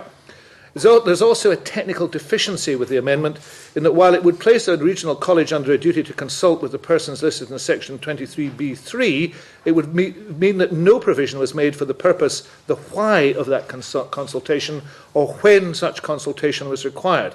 Both matters are actually addressed in section 23B as currently drafted. The amendment therefore would give rise to uncertainty in relation to what was required of a regional college. And the proposed amendment also, I think, unintentionally introduces an inconsistency of what is required in terms of consultation on the part of regional colleges under new section 23B on the one hand, and regional strategic boards under new section 23J on the other. And I therefore can't support Amendment 131. Turning to Liz Smith's amendments, 140, 141 and 143, these reflect Scotland's colleges' position that regional strategic bodies should consult college trade unions via the assigned college on the basis that the college is the employer of the college staff. Technically, the amendments would mean that when regional strategic bodies consult relevant trade unions in circumstances required by the new sections, they would do so by means of their assigned colleges. And I do think that scenario is simply not workable. Colleges do play many valuable roles, but speaking on behalf of college trade unions isn't one of them, and I'm confident that the unions actually agree on that point. College trade unions will be a key stakeholder of regional strategic bodies. It's important that regional strategic bodies consult and collaborate with them. This doesn't interfere with the college's role as employer of college staff and the negotiation frameworks it will have in place. So for those reasons, I can't support the three amendments in Liz Smith's name. Neil Bibby's amendments 158 and 175 would require regional colleges and regional strategic bodies to consult with community planning partnerships. Amendments 159 and 176 would require them to consult with community health partnerships, and amendments 160 and 177 require them to consult with transport providers. Amendment 178 would further require regional strategic bodies to seek to collaborate with community planning partnerships.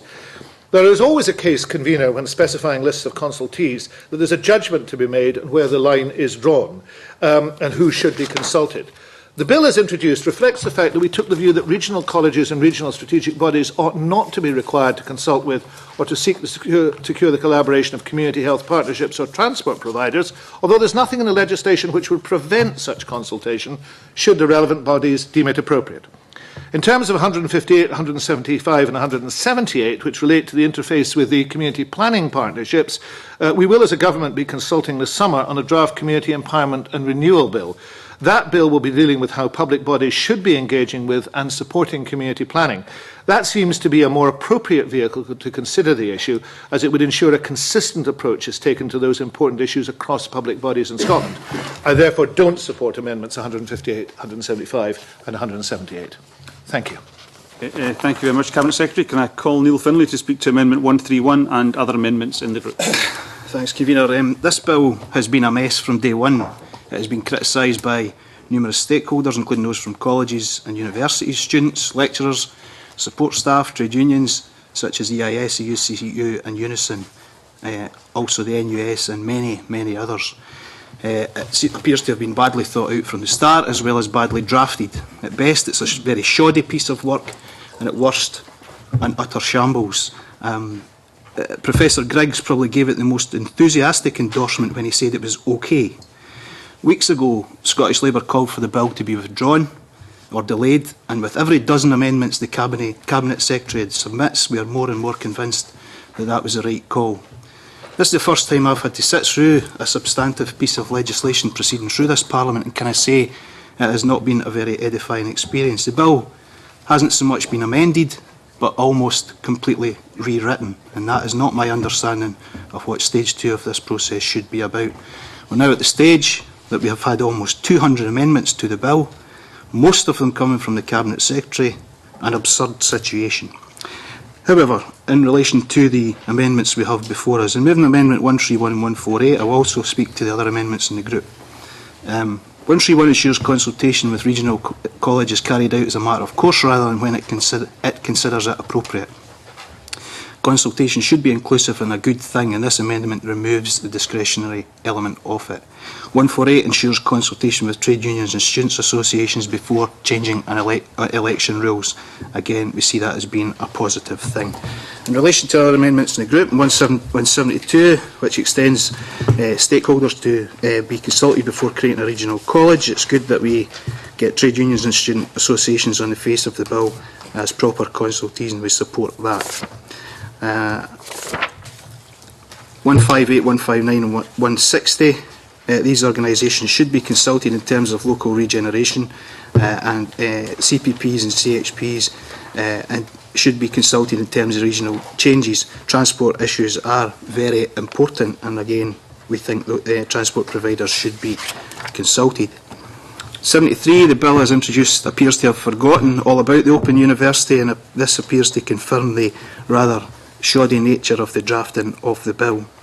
161, we support that. Regional colleges should seek to secure collaboration with trade unions and student associations. And 75, again, this refers to the Open University and also Skills Development Scotland not being referred to accurately in the first drafting of the bill, which does seem rather remarkable. Just a moment, convener, till I wade through my paper. 164, this ensures consultation of trade unions and staff representatives when amending election rules, and it's similar to Amendment 148. 84 ensures consultation with Scottish Minister ahead of issuing guidance on appointments. This is welcome, but again illustrates the point that the Scottish Government didn't appear to put this in the initial legislation, and that appears to be a problem, but we support it.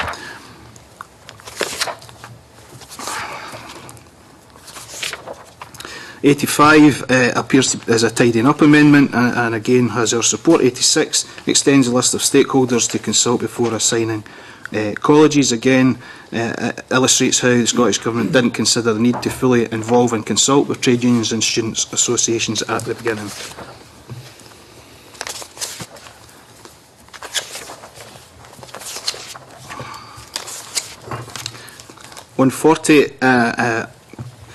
We have questions about this. It appears to allow for regional strategic bodies to consult with trade unions through assigned colleges. I know some of the trade unions have concerns about this, and I think they need some clarity on what that would achieve. 175, 76 and 77 extends the list of stakeholders to consult, as I've already mentioned, and we support that. 87, again tidying up amendments that appear to have been omitted at the beginning. And 178 again includes trade unions and student associations, and we think that should have been included in the initial drafting.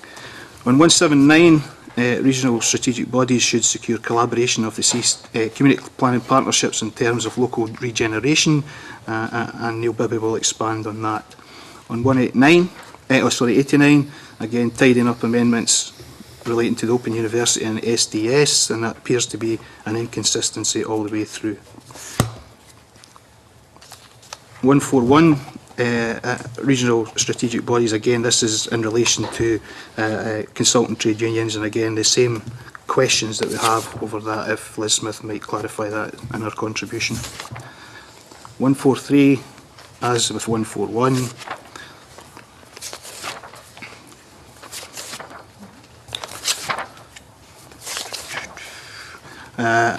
in 97, we are supportive of that because it ensures consultation with the listed stakeholders ahead of issuing guidance on appointments to regional boards, and that is to be supported. 148 ensures is the one that I moved already. 182 is similar to 148, and we'll see how that proceeds through the voting.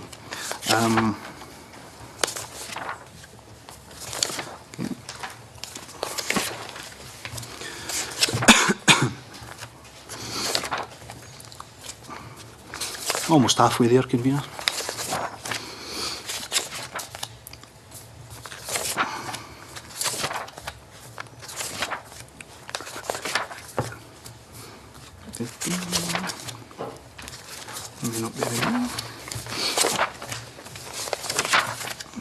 And 109 ensures consultation by ministers before making regulations on the requirement of boards, and again we support.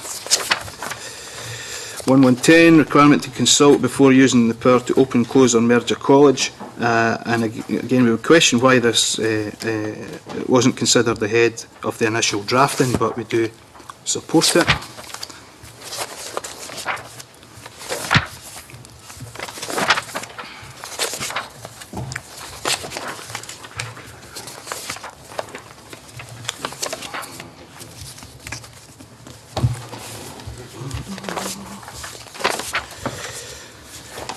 On 123, consequent to the amendments in the Constitution before making Regulations 109, so that's just a follow-on, and I think that's making...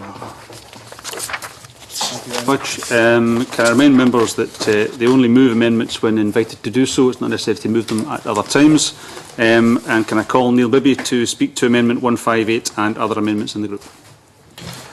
Thanks, Convener. Start by echoing Neil Finlay's comments about the bill and the amount of amendments we have. It does appear to be a rewriting of the bill. But this section is obviously on consultation and collaboration. My amendments 158, 159, 160, 175, 176, 177, 179 are aimed at ensuring colleges continue their vital aim of meeting the needs of the communities in which they are situated and to benefit the local economy. Colleges play a hugely important role to help the Scottish economy and Scotland, but what I believe is missing in many parts of this bill is the recognition of the essential role they play to their communities and regions. Amendments 158 and 175 and 179 have been submitted to ensure that colleges fully engage with community planning partners in the area they are situated in. Community planning partners should be consulted by colleges. Colleges are a vital part of the community and they should work with community planning partners where possible. As well as meeting the general needs of the local community, it is vital colleges meet the economic needs of the local area. Engagement with community planning partners will also help colleges play their role in terms of local regeneration and social inclusion. Amendments I've lodged and we will discuss later. We also have to recognise that many colleges provide opportunities not just to young people but to older learners and give many people second chances in life. Amendment 159 and 176 similarly seeks to ensure colleges engage and work with community health partnerships. Many of the communities that colleges are situated in unfortunately have high health inequality issues in the local area. It is important that colleges consult community health partnerships and work with them where possible to resolve the issues that overlap between health and education services. Amendments 160 and 177 would ensure transport providers are consulted by and work with colleges. I think these are very important amendments, also particularly given the regionalisation agenda. We are hearing more and more concerns about the prospect of courses not going to be available at local colleges due to them being moved to other campuses in the region. We've heard the case of in Edinburgh of services being cut in Dalkeith and moved to the other side of Edinburgh. My own area in the West region, I hear concerns about the possibility of a lack of transport issues from people travelling from Clydebank to Greenock, which will be very problematic indeed. Obviously my preference would be that these courses would be retained if possible, but if courses are to be moved to different parts of regions, then transport providers absolutely must be engaged with to ensure there's adequate transport provision for staff and adequate transport provision for students between college campuses. I think this is necessary in terms of the regionalisation agenda, but even if this was not happening at the same time of the bill, I think it would make sense to consult and work with transport providers that serve a local college. In terms of the other amendments, 73, 75, 87, 89, the Cabinet Secretary's inclusion of the Open University, I certainly support that. 72 to extend stakeholders to trade unions and students' associations, supported with that. 131, in the name of Neil Finlay, colleges must consult. I think that's an important amendment because we must strengthen the importance of consultation. 161 and 178, similar wording to 72, but in terms of collaboration. On the amendments from Marco Biaggi and Neil Finlay on consultation with unions when amending election rules, to support Neil Finlay's amendment rather, and Marco Biaggi's if that was to fail. Amendments 84, 97, 109, 110, 123 and 124 have all relate to Cabinet Secretary Ministers consulting more widely. I think it's absolutely vital that we are asking, if we're asking colleges to consult and they have to consult, then the same should be the case of the Scottish Ministers and the Scottish Government. 86, in the name of Mike Russell, assigned colleges must consult with trade unions and student associations. I think, as Neil Finlay mentioned earlier, that should have probably been included in the first draft of the bill. In terms of Liz Smith's amendment 140, I'm unconvinced at this stage about the impact that could have in terms of negotiations with unions, and believe that the unions need to consult directly with the body making decisions, and I don't think unions should have their views represented through a third party. That's my view on the amendments. Thank you very much, Mr Bibby. Can I call George Adam to speak to Amendment 161 and other amendments in the group? Yes, thank you, Convener. This one here is just purely to look at during the actual. I'd like to actually add some of the things I've heard already with regards to the debate so far. We have to look at, you know, we keep getting told that a lot of this should have been done in the initial drafting, and this is probably an example of Mr Finlay's initial drafting idea. But, you know, as far as I'm concerned, I'm a relatively new MSP as well, but this is democracy in action as far as I'm concerned. This is what you do. You consult, you look at what's available, and you work with other partners within the organisation to make sure you have a bill that can actually deliver. And I think that's obviously what's happened here. You know, it's not to the extent that I've heard from some of the Labour members here already that there's nothing there, you know. So I have to say that the one I'm putting forward is the fact that so they can seek, the colleges can seek to actually consult and collaborate with regional colleges and regional strategic bodies, with the trade unions and student associations. It came up during the actual EIS written evidence, and I think it's probably something that I would probably think it'd be a good idea to put this forward. And part of the reason was because of the evidence that came through. Again, I would say it's because we've actually gone through the process, and this has been proven by the fact that I've put this amendment forward. Thank you very much. Can I call Marco Biaggi to speak to Amendment 164 and other amendments in the group? Mr Biaggi. I would echo George Adam that it is a sign of the success of the parliamentary process that bills can be improved so effectively. My amendments are concerned with the election of members to boards. In evidence at stage 1, STUC pointed out recommended before varying the rules for the election of student and staff members, the board should have to consult trade unions and student representatives. The bill should be amended to take account of this. That is what these amendments aim to do, and to do in a way that is in keeping with the language and terms used in the rest of the bill. Thank you very much. Can I call Liz Smith to speak to Amendment 140 and other amendments in the group? Liz Smith. Thank you, Convener. I think the key issue for me is to ensure that the consultation and collaboration is effective and that it is agreed rather than imposed. In particular, I think the concerns have been raised by colleges that there are some aspects of this bill that could result in new structures being put in place when there is nothing deemed to be particularly inadequate about some of the existing structures, and that we're in danger of putting some duties on colleges which are unnecessary or for which there is actually no need for a legislative underpinning.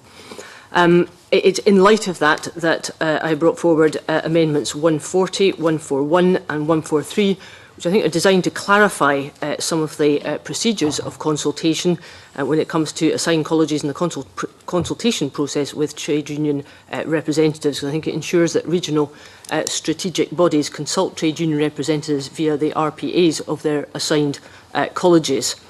I think it's very important that, as I say, that the consultation process is one of being an agreed nature. I think that's the whole nature of this bill, in fact, is that it should be agreed by all the stakeholders, and I think we need to tidy up this section very considerably. I note the Cabinet Secretary's comment about the metaphysical nature of Amendment 131. I'm glad he's clarified that, because I couldn't quite work out exactly what that amendment was intended to do. Likewise, on 85, I was in a little doubt as to the implications for 85, not least because I'm not sure what the effect will be on the day-to-day running of a college, and that's a little bit of concern for me. I don't have particular concerns about some of the other amendments in the group, because I think they help to make that collaboration and consultation process a little bit more effective. But I do have concerns about amendments 164 and 182, because I'm not entirely sure why they are necessary, and I think there are implications about being rather restrictive on some groups concerned. Thank you, Convener. Thank you very much. Can I call Liam MacArthur? Convener, obviously I'll express concerns before now about the bill putting unnecessary and I think excessive powers into the hands of ministers, but actually I think there'll be opportunities to debate that later on this morning. I think in this grouping I see a number of amendments addressing concerns that we saw at stage one in terms of improving the quality and the breadth of the consultation with a number of key stakeholders, as well as staff, employee representatives and the wider community. I think I've put on record my welcome for the inclusion of Open University as part of these amendments, but I certainly think that within this grouping there are positive steps that are being taken. Thank you very much. Can I call the Cabinet Secretary to wind up and move Amendment 72? Thank you very much, Convener. If I could just clarify with Liz Smith, Amendments 164 and 182, which I'm happy to support. It is essentially to make sure that there should be a consultation on election rules for staff members and for student members. I think if there isn't such a consultation, those election rules, then we're not entirely sure what those rules will look like when they come forward. So it's broadening the consultation process, and that's why I'm supporting the move by Marco Biagi. Can I say more generally, Convener, these amendments are designed to improve the process of consultation. There is always scope in a bill to improve, and that is why the Stage 2 process is so important. A whole range of bodies have come forward between Stage 1 and Stage 2, suggesting improvements. Indeed, I have examined very closely the evidence given at Stage 1, so that I am able to bring forward improvements to the bill. The only person I asked to talk to about improvements who came forward with not a single improvement, regrettably, is Mr Finlay. And I regret that, because the opportunity exists for Labour to participate in that process. So with that in mind, I'd be very happy to move Amendment 72 in my name. Thank you very much, Cabinet Secretary. The question is that Amendment 72 be agreed to. Are we all agreed? We're agreed. Can I call Amendment 156 in the name of Neil Bibby, grouped with Amendments 157 and 162. Neil Bibby to move Amendment 156 and speak to amendments in the group. Thanks, Convener.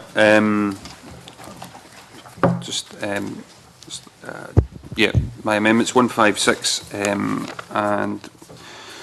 157. The reasons for these amendments are so that colleges support economic regeneration in their local area and also support social inclusion and cohesion. In terms of 156, at a time of such high youth unemployment, it's vital our colleges play a key role in supporting young people into work, and that is what the amendment aims to ensure. Colleges are central in the fight to tackle youth unemployment, but also employment of older learners who want to go back and retrain and get the second chances in life that I discussed earlier, as well as supporting economic and social regeneration in our communities. I touched on this briefly earlier. talking about Scotland's needs in terms of colleges is important, but I think what is missing in the bill is actually, in terms of the regional college functions, is specifically a regional focus. Different regions face different challenges, and this will have different needs and priorities. A regional focus allows for a tailored approach to the different challenges each area faces. 157 has been put in because there is obviously has been a focus on widening access to higher education in the bill. But notwithstanding that, we need to ensure that there is I need to ensure social inclusion is promoted in further education as well. That is what 157 is about. In addition to that, learners will also come from challenging circumstances, and we need to ensure colleges do all they can and continue the good work that they do to encourage people from disadvantaged backgrounds to take advantage of the opportunities of training and retraining available at their college. Widening access should be a priority in our colleges and should promote social inclusion and cohesion in the communities they serve.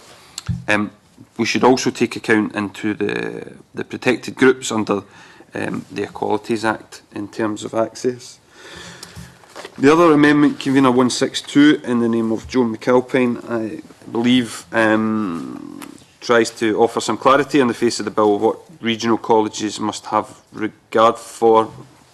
Would welcome that clarity. Do have some concerns that this could be unduly restrictive, and colleges are already taking account of many of the points made in the amendment. Lastly, I would just like to comment. I note the amendment talks about having regard to the UK context. I believe there's a careful balance that needs to be struck here in terms of regional colleges having a regional focus, which I've mentioned earlier. We are part of the United Kingdom, and I would question whether the balance is right on this front. You know, we do have many people from our colleges going to work in the rest of the UK, whether we like it or not, and I'm not sure just having regard to the UK context gets the balance right, but that's the only comment I would make on that. Thank you very much. Can I call Joan McAlpine to speak to Amendment 162 and other amendments in the group? Thank you very much, Convener. Amendment 162 inserts a new section into the 2005 Act to require a regional college to have regard to matters in exercising its functions. For example, skills needs in Scotland, issues affecting the economy of Scotland, social and cultural issues in Scotland, the desirability of sustainable development, and the United Kingdom in international context. The purpose of the amendment is to recognise the importance of a new regional structure, and in moving to a new regional structure, that regions don't become insular, only looking at their own interests and ignoring the bigger national picture. And in response to Mr Bibby's comments, I think the inclusion of the UK context in the amendment makes that very clear, and it is very outward looking. The Government made provision in the bill for this already in respect of regional strategic bodies, but in my mind that holds as true for regional colleges. This amendment therefore seeks to give regional colleges similar duties to have regard to a range of matters, including national skills needs and economic, social and cultural issues in regard to Scotland, and it also places a legal duty on regional colleges to have regard to the educational and related needs, including, very importantly, support needs. Thank you. Okay, can I call Liam MacArthur? Thank you, Convener. I don't have a problem with the policy intention of any of the three amendments. I think I probably share some of Neil Bibby's scepticism about whether or not we need to be quite as prescriptive as appears to be the case in 162. I can certainly understand that these are things that regional colleges, indeed regional boards, ought to be taking into consideration, but I'm not entirely sure whether they need to be set out in the face of the bill. Thank you very much. Liz Smith. Thank you, Convener. I do share the policy intention as well, because I think if there is one measurement of the college's success, it has been dealing with social inclusion and reaching out to students who perhaps don't come necessarily from the traditional college background. So I'm very content with amendments 156 and 157. I'm not particularly against 162, but I think it probably is a little bit prescriptive, and whether it's actually required is a matter for our judgment. Thank you. Claire Adamson. Thank you, Convener. I'd like to also say that I'm generally supportive of all the intentions of the amendments as stated here. I do have concerns about 156 and 157 in respect of the, particularly if I take the example of Central Region where I represent, we have in the Lanarkshire colleges, we have quite a complex arrangement, quite different localities with a merger of two colleges geographically dispersed and independent colleges within the region as well. So I find it difficult to see how this particular amendment would actually address some of those issues in terms of a regional view of what's happening in that region in particular. I'd be very interested to hear the Cabinet Secretary's comments on these two amendments on that basis. Okay, thank you. Neil Finlay. Yeah, having recently met with the head of a college, the issue of social inclusion was the main issue that she wanted to speak to me about, and I think we should actually put that into the bill. I think that would be a positive move. Also, I think Joan McAlpine's amendment, although we have some questions on it, largely is to be supported because it does refer to skills, issues affecting the economy, social and cultural issues, and all the rest of it. So, again, I think we would be supportive of the three amendments in the group and that they add to what we already have. Colin Beattie. It can be Amendment 131. I find a wee bit confusing. It requires the regional college to consult. No, you're not allowed to do that. Oh, sorry, Colin. We're doing 156, oh, 157 and 162. Apologies. Okay, thank you very much. Can I call the Cabinet Secretary? Thank you very much. As far as Amendment 162 is concerned, it seeks to give regional colleges similar duties to regional strategic bodies to have regard in the exercise of their functions to a range of measures, including the national skills needs, the economic, social and cultural issues, and the context in which they find themselves, the wider context. And I think that's positive. And it places a legal duty on regional colleges to have regard in the exercise of their functions to the educational and related needs, including the support needs, and that's an important part that hasn't been mentioned, of those who may become students or are students of regional colleges. So it underpins the expectations and the delivery, and I think it's an important amendment in that regard. I want to say about 156 and 157, I'm very supportive of the principle behind these amendments, but I do think that they need to be looked at more carefully in the context of the overall drafting of the bill. This may not be the best place to put in the commitment that we should make to economic and social regeneration, to social inclusion and cohesion. And we can do that. I mean, I think that is a useful addition to the bill. I am in favour of improving the bill by the democratic process, and this is an example where a useful two amendments have come from opposition members. But I do think they need to be integrated into the bill better than they are here. So I'm making a very genuine offer here. If Mr Bibby is willing to work with us, then we'll take this away, we'll look at it at stage 3, and there will be a stage 3 amendment that does exactly what these intend to do, but in actual fact can do it within the context of the bill. I think that is perfectly possible and feasible. I make that commitment to the committee because I do think this is an important extension of what we're trying to do, and that's helpful to us. So I do support Convener Amendment 162. I would like Mr Bibby not to press 156 and 157. I make the commitment we'll work with him, and I will do that later when we come to another amendment on this too, so that we can in actual fact include this idea and make sure it actually works. Thank you very much. Cabinet Secretary, can I call Neil Bibby to wind up and tell us whether he's going to press or withdraw his amendment? Thanks, Convener. I welcome what the Cabinet Secretary has said about the importance of including these items in the bill.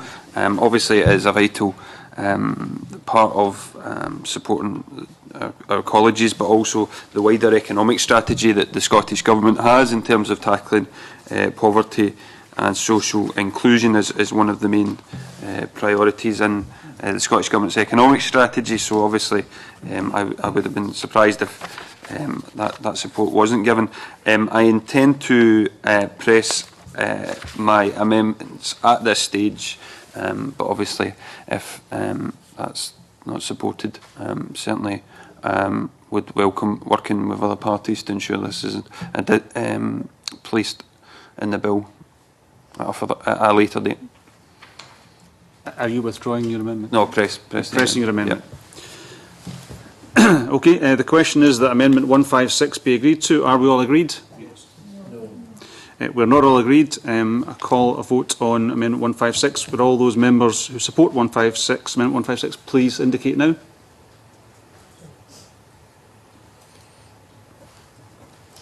Okay. All those opposed? Okay. And there's no abstentions. Okay. The vote on Amendment 156 is votes for 4, against 5, no abstentions. Amendment 156 is disagreed to.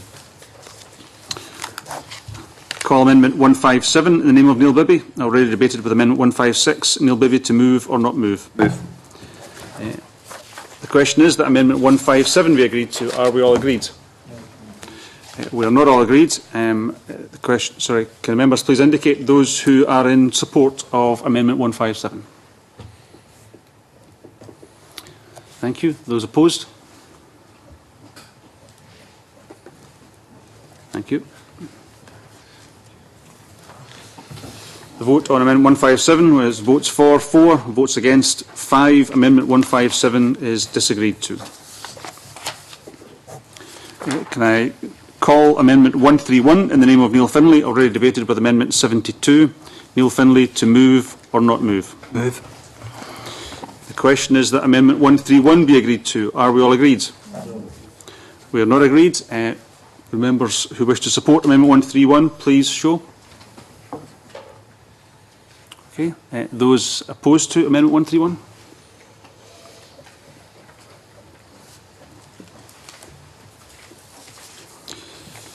The vote on Amendment 131 is votes for 2, votes against 7. Amendment 131 is disagreed to.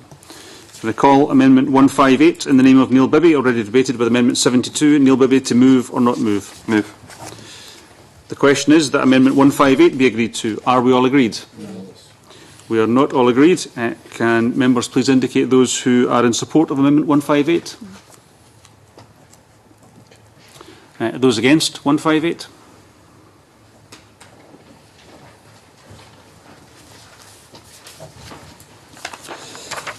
The result of the vote on Amendment 158 was votes for 4, votes against 5. Amendment 158 is disagreed to.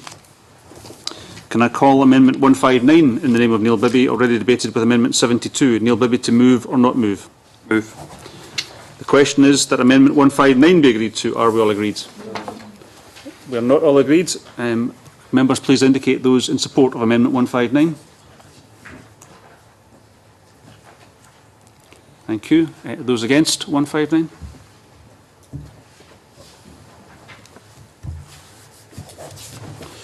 Result of the vote on Amendment 159. Those for 4 and against 5. Amendment 159 is disagreed to. The Commission call Amendment 160 in the name of Neil Bibby, already debated with Amendment 72. Neil Bibby to move or not move? Move. The question is that Amendment 160 be agreed to. Are we all agreed? We're not all agreed. Those who are in support of Amendment 160, please indicate. And those against 160.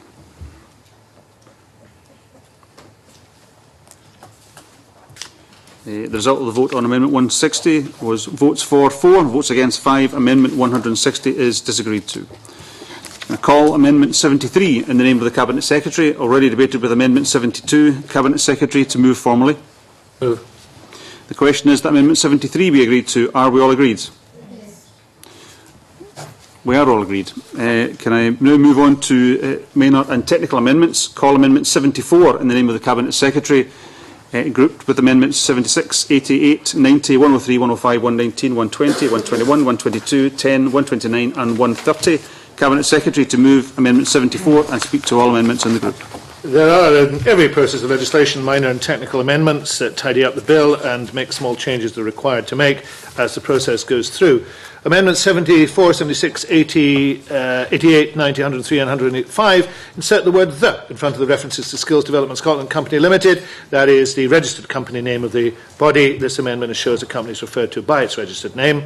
Amendment 129, regional colleges and regional strategic bodies must have a regard to a full range of provision in the region. The net effect of section 35.3 with Amendment 129 is that in terms of regional colleges and regional strategic bodies, duties under section 23B and 23J of the 2005 Act, they are not, other than the case of the Open University, required to consult or collaborate with other post-16 education bodies simply because those other bodies deliver distance or open learning to residents in their locality of the regional college or regional strategic body. But in exercising the duties to secure coherent provision in the locality of the regional college or regional strategic body, colleges under section 23A and 23C of the Act, regional colleges and regional strategic bodies are required to have regard to the full range of provision provided by all post-16 education bodies in their localities, including provision only by way of distance or open learning, and the amendment achieves that. Amendment 130 ensures that changes in funding arrangements won't remove colleges from the scope of the Protection of Vulnerable Groups Scotland Act 2007. Amendment 119 replaces a reference to fundable body with post-16 education body, a new term introduced by the bill to describe all publicly funded colleges and universities. Amendments 121 and 122. During stage 1, Neil Finlay sought assurance that there would be no ministerial role in relation to the board appointments of staff and student members. We clarified then that there would be no ministerial role in these appointments and that, as now, there would be no elections for those members. That was always the policy intention, but in the bill there is a possibility that there could be an order-making power which did in fact allow for ministers to appoint members of boards, including staff and students. The provision did not require or specify a ministerial role in this regard, but it didn't explicitly debar it. I think it's been best to explicitly debar it, and this is what Amendments 121 and 122 do. Amendment 10 removes the word fundable from section 911 of the 2005 Act. The amendment is appropriate given it's intended that assigned colleges would in due course not be fundable bodies, and so the limitation should apply to them too. Amendment 120 would enable ministers to be given powers to continue or remove members of college boards administratively in connection with the coming into force of an order to designate a college as regional or to assign a college to a regional strategic body. Thank you very much, Cabinet Secretary. No other member has indicated that they wish to speak to this group. I presume you don't need to wind up? I think that would be pushing it. Thank you very much, Cabinet Secretary. The question is that Amendment 74 be agreed to. Are we all agreed? Yes. It's agreed. Can I call Amendment 161 in the name of George Adam, already debated with Amendment 72. George Adam, to move or not move? Move. The question is that Amendment 161 be agreed to. Are we all agreed? That's agreed to. Can I call Amendment 75 in the name of the Cabinet Secretary, already debated with Amendment 72, Cabinet Secretary to move formally? Moved. The question is that Amendment 75 be agreed to. Are we all agreed? Yes. We are agreed. Call Amendment 76 in the name of the Cabinet Secretary, already debated with Amendment 74, Cabinet Secretary to move formally. Moved. The question is that Amendment 76 be agreed to. Are we all agreed? We are agreed. Call Amendment 162 in the name of Joan McAlpine, already debated with Amendment 156. Joan McAlpine to move or not move? Moved. The question is that Amendment 162 be agreed to. Are we all agreed? Yes. We are. The question is that Section 5 be agreed to. Are we all agreed? Yes.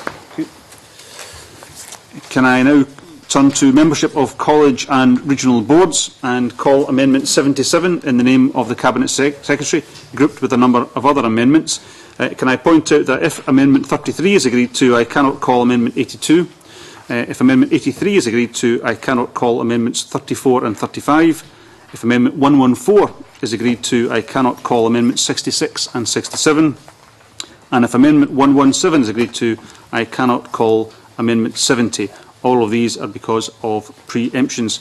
Can I point out to members when speaking that it may be worth, I think, making the point that members can, but it's not absolutely necessary to speak to every single amendment in the group.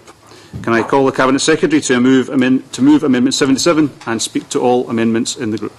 Clearly, this is the very heart of the bill in terms of the interest shown in the amendments moved. The membership of college and regional boards is one of the key issues addressed by the bill, and the package of government amendments will, in my view, improve the arrangements that are currently set out in the bill, and that is the purpose, I remind members again, of this part of the process.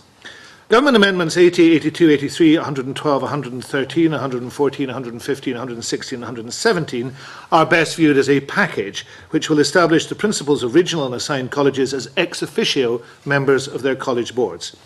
As it stands, the bill offers flexibility on this issue, as indeed was the intention from the Griggs report, and we regarded it as properly a matter for the board itself to determine whether or not the principal should be a board member.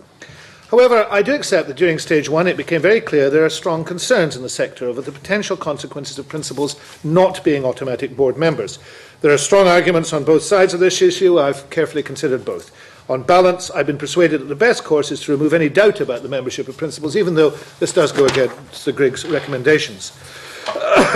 I have to say I'm very pleased that Liz Smith agrees with this conclusion, because her amendments 29, 31, 34, 35, 36, 63, 64, 65, 66, 67, 69 and 70 are aimed at achieving the same objective. I'm therefore happy to support amendments 29, 31, 39, 31, 39, 63, 64, 65 and 69, since I would have lodged identical amendments if Liz Smith hadn't got there first. I ask the committee to support the government amendments 80, 82, 83, 112, 113, 114, 15, 16 and 17, and I invite Liz Smith to withdraw amendments 34, 35, 66, 67 and 70 on the basis that their purpose is already achieved by the amendments for which I have indicated support. Those two groups essentially go together and they produce the effect that I think we would all agree on. Amendments 71, 93, 96, 98, 99, 101 and 102 are about assigned college chairs being members of regional boards. This takes forward the theme of board membership, and it ensures that the college chairs would be members of the relevant regional board. The UHI working group has already recommended this for the arrangements in UHI, and I know that the university is taking that forward, though we will consider some other details of that later today. The success of regionalisation in multi-college regions will depend on the close working relationship of the regional strategic body and its colleges. That should be reflected in the composition of the regional board. It's something I thought might be covered in guidance, but I'm happy to take forward Colleges Scotland's recommendation that this be on the face of the bill. And again, that's an example of an organisation coming forward with suggested improvements, which are welcome. I thank Colin Beattie for lodging Amendment 71. He's correct to identify the issue, but the point of his Amendment 71 is achieved by Government Amendment 93, and therefore I'd ask him to withdraw Amendment 71. Amendment 81 would mean that assigned college boards would have 2 student members, creating parity with the arrangements for student membership of regional colleges and regional boards. The amendment ensures that there is healthy student representation on boards throughout the college sector, and I know it will be warmly welcomed by student associations throughout the country. Amendments 32 and 33, in the name of Liz Smith, have the cumulative effect of removing the power of the regional strategic body to appoint the members of an assigned college board and handing it to the college themselves. The difficulty I have with this is it subverts the clear hierarchy that requires to exist in multi-college regions for regionalisation to work. We've been absolutely clear, Convener, that regionalisation can only work if there is a body in each region that is ultimately responsible for the funding and coherence of education in that region. In single college regions, this position is very straightforward. The regional college is the accountable body. However, a decision not to force college mergers allows for the possibility of multi-college regions. And the existence of those regions necessitates the creation of a preeminent body which is ultimately responsible for the effective distribution of funding and the coherent delivery of education. The arrangements for appointments to assigned college boards are a consequence of that hierarchy. There are also, I think, strong reasons for opposing the amendments, since they essentially mean assigned college boards would be self-appointed, and I don't think that is good governance practice. And I therefore invite the committee to reject these amendments. Similar issues are raised in relation to Liz Smith's amendments 30, 37, 38, 40, 41, 54, 56 and 57. The purpose of these seems to be to remove any role for ministers in the approval or appointment of the ordinary board members of assigned colleges and regional boards in all circumstance. And though I'm sure that that is her intention, it is the polar opposite of the improvements we're seeking to make to the government's arrangements of the college sector. These amendments would see the sector proceed with self-appointed and self-perpetuating boards. I cannot actually think of any other examples of public sector boards that operate in that fashion. It does not represent good governance. Moving on to the proposals for assigning colleges to regional strategic bodies, it's clear that several such colleges will be institutions of very significant size and importance, for example, the City of Glasgow College. I've listened carefully to the view of the sector that a board size of between 7 and 10 members, as currently provided for in the bill, might not be enough to ensure these large institutions are most effectively governed, both in terms of manpower and skills base. Amendment 79 will therefore increase the maximum and minimum number of members of the Board of Management of such colleges to 13 and 18 respectively. And in similar vein, Amendments 77 and 92 would increase the minimum size of regional college boards and regional boards from 12 to 15. And the primary driver is that there simply has to be an adequate balance between places reserved for specific members, for example, students and staff, and those there for their specific skills. Should the committee accept Amendment 92 and also Amendment 79, it would create parity across the sector in terms of the maximum size of college boards. Amendment 94 would cap the number of regional board members who can be appointed by the board at 9. And if one thinks about it, this is another consequential amendment. It is important that the significant number of additional prescribed board members does not unbalance the board. So Amendment 94 ensures that the size of a regional board does not become unmanageable, since the board could never be more than the number of prescribed members plus a maximum of 9 people appointed by the regional board for their skills. Should a situation exist where there is a balance between prescribed members and those appointed by the board, we would be able to increase the minimum size by laying an order under negative procedure. Sorry, Convener. Amendments 55 and 68 in the name of Liz Smith place a minimum age of 16 on board members across the college sector. I don't regard these amendments as necessary. There are numerous examples of public bodies whose boards do not set a minimum age for board members, and this has not presented any difficulties at all. The Scottish Funding Council itself, the Scottish Police Authority, the National Library Scotland are all bodies that don't do this. Amendment 134 increases the number of staff members on assigned college boards from 1 to 2. Amendments 132, 133, 135, 146 and 147 replace the election of staff members on college boards and regional boards by staff elected by recognised trade unions. I agree it's important that the role of unions is recognised in governance structures. I'm not persuaded, however, yet that staff can have no direct role in electing staff members, and I cannot support these amendments as drafted. But I can give an assurance that there will be at least 2 staff members on all incorporated college boards and regional boards. Whether they're appointed by means of an election involving all staff, by means of trade union nomination, or something that mixes the two, I would like to reflect on further, and I will return with amendments at stage 3. And on that understanding, I would ask the committee to reject amendments 132, 133, 134, 135, 146 and 147. Amendments 163 and 181 would require an assigned college board and a regional board to have a community representative on their board. It's clearly important that boards are able to draw upon members with a wide range of skills and experience. Someone with experience of the communities that colleges serve would be vital to their work.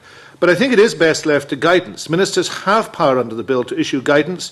I'll consult on that guidance to ensure that we get it right in the context of all the sorts of people we need to deliver an effective governing body.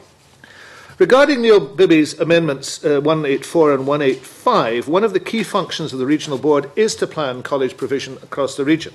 In my view, it's correct that principals of assigned colleges have a right to attend meetings of the regional board in order to provide the regional board with professional advice on curriculum and other learning matters. Paragraph 13 of new Schedule 2B to the 2005 Act, as inserted by the bill, already recognises there may be occasions where the principal should be excluded from participation. Amendments 184 and 185 both seek to constrain the discretion of the Chair and to decide this on a case-by-case basis. Under existing principles of administrative law, the Chair would be expected to act reasonably. That does seem to me to be sufficient, and on that basis I ask the committee to reject these amendments. I hope that amendments 95 and 100 will be uncontroversial. I'm sure that members could make anything controversial here, but I hope they will be uncontroversial. They've been designed to eliminate the possibility of the chief officer of a regional board also being the chair of that board. I think it is obvious why that is undesirable. It would clearly undermine the ability of a board to hold the chief officer to account if he or she was also the chief officer of that board.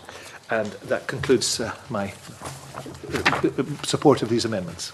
Thank you, Cabinet Secretary. Can I call Liz Smith to speak to Amendment 29 and other amendments in the group? Thank you, Convener. I think the Cabinet Secretary is correct in saying this is the heart of the bill in many respects, but it is also the one that has caused the greatest degree of difficulty, not least because I think there's been a very considerable lack of clarity in a number of the drafting areas. And I think there have been issues, very considerable issues, about both the size and membership of college and regional boards and their general working practices. Amendments 29, 31, 34, 35, 39 to 41, 63 to 67, and 69 and 70 relate to the right of the college principal, whether in a regional or an assigned college setting, to be on the board as a result of his or her office.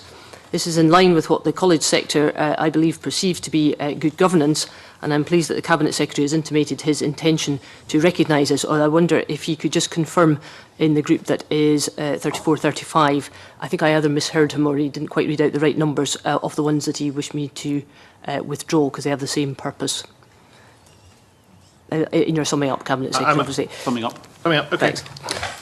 I think it is an issue about the practicalities as far as the principal is concerned. I think it would be very difficult for a principal of college to be actually excluded from the board, not least because we are trying to ensure that there is greater strategic coordination. So I think there's a practical issue there, as well as the good governance principle. Amendment 29 designates the principal as an ex officio member of the board. Amendment 31 is consistent with principals being on the board. Amendment 34 removes reference to the principal being appointed to an assigned college board and instead to be a member of the board by right of permission. Amendment 35 removes reference to the principal being appointed to the board in certain capacities. Amendments 37 and 38 in line with determining only the appointment of the chair rather than the other board members. Amendment 39 prevents ministers from removing a principal from the board, which is consistent with Amendment 29. And Amendments 40 and 41 limit the power of ministers to remove or replace board members to exclude the principal of a regional or assigned college. Amendments 30, 32, 33, 37, 38, 54, 56 and 57 should be seen in the context of Amendments 136, 137 and 151, which relate to the introduction of a code of governance for regional colleges, regional strategic bodies and the assigned colleges. They propose to limit the ministerial powers of appointment and removal to determine any terms and conditions of appointments to the chair only. Similarly, for assigned colleges, to limit the ability of the regional board to approve other board appointments in the same way. Amendment 30 removes the ability of Scottish ministers to approve the appointment of the remainder of the board. Amendment 32 allows the other board members in the assigned college to be appointed by the board itself. Amendment 33 removes reference to other members of assigned college boards to be appointed by the regional strategic body. 37 and 38 limit the powers of ministers over boards' terms and conditions to the chair only for the regional and assigned colleges. Amendment 54 removes the ability of ministers to approve the appointment of the remainder of the board, and 56 and 57 does the same in the context of the other known ex officio members of the board.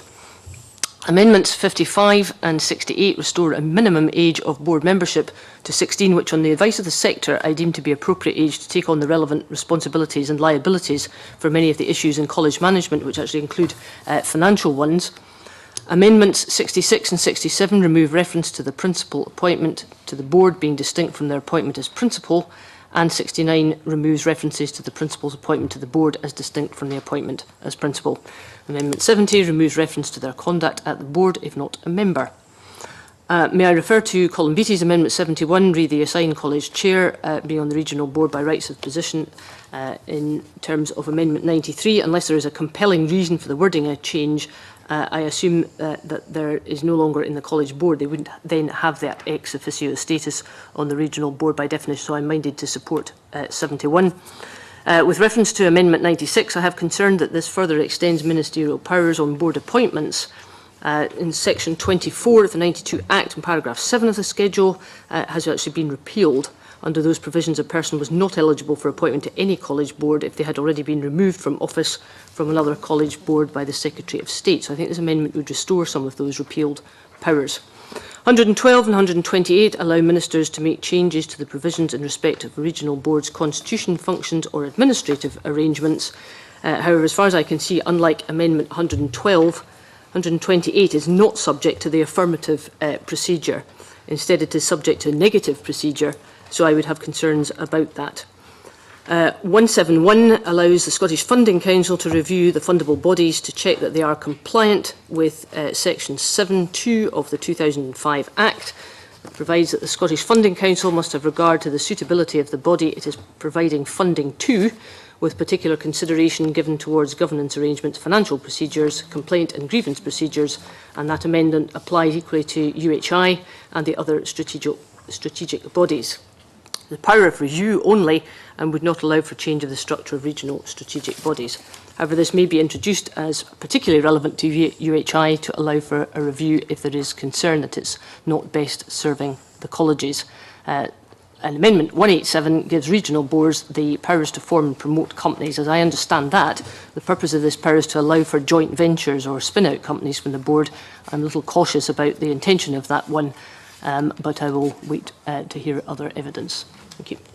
Thank you. Can I call Neil Finlay to speak to Amendment 132 and other amendments in the group?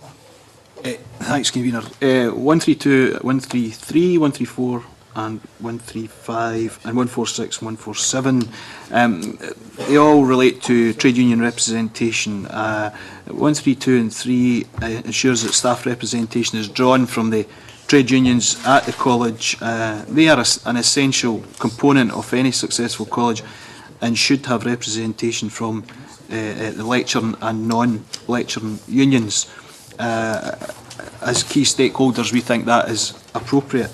134 and 5 ensures the same colleges will also have staff reps on the board, the same as regional colleges, and that the staff reps are drawn from the relevant trade unions, and that's similar to 146 and 7. So these are all moves that we see as being beneficial to the college, the operation of the college as a whole. In relation to the other amendments, in 77, in terms of numbers on boards, the increase of the minimum to 15, while we're supportive, we wonder why that has occurred and where the demand has come from that, and maybe the Cabinet Secretary could refer to that in his winding up. 29, referring to the principal of college sitting on the board. Again, I think this may have been an oversight as the bill was introduced. There's no real reason why that shouldn't happen, and we'd be supportive of that. On 30, appears to delete the requirement for Scottish ministers to approve the appointment of other board members of the board.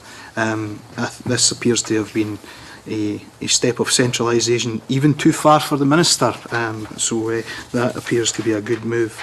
31 ensures principals should be approved by ministers. It appears to be a tidying up amendment, and it appears to be that we're getting some tied up in some knots over all this stuff, given the complexity of the amount of amendments that we have. 79 ensures that assigned colleges can have the same number of board members as regional colleges, and that is consistent. 80 allows principals to be appointed to the board, and again we are supportive of that.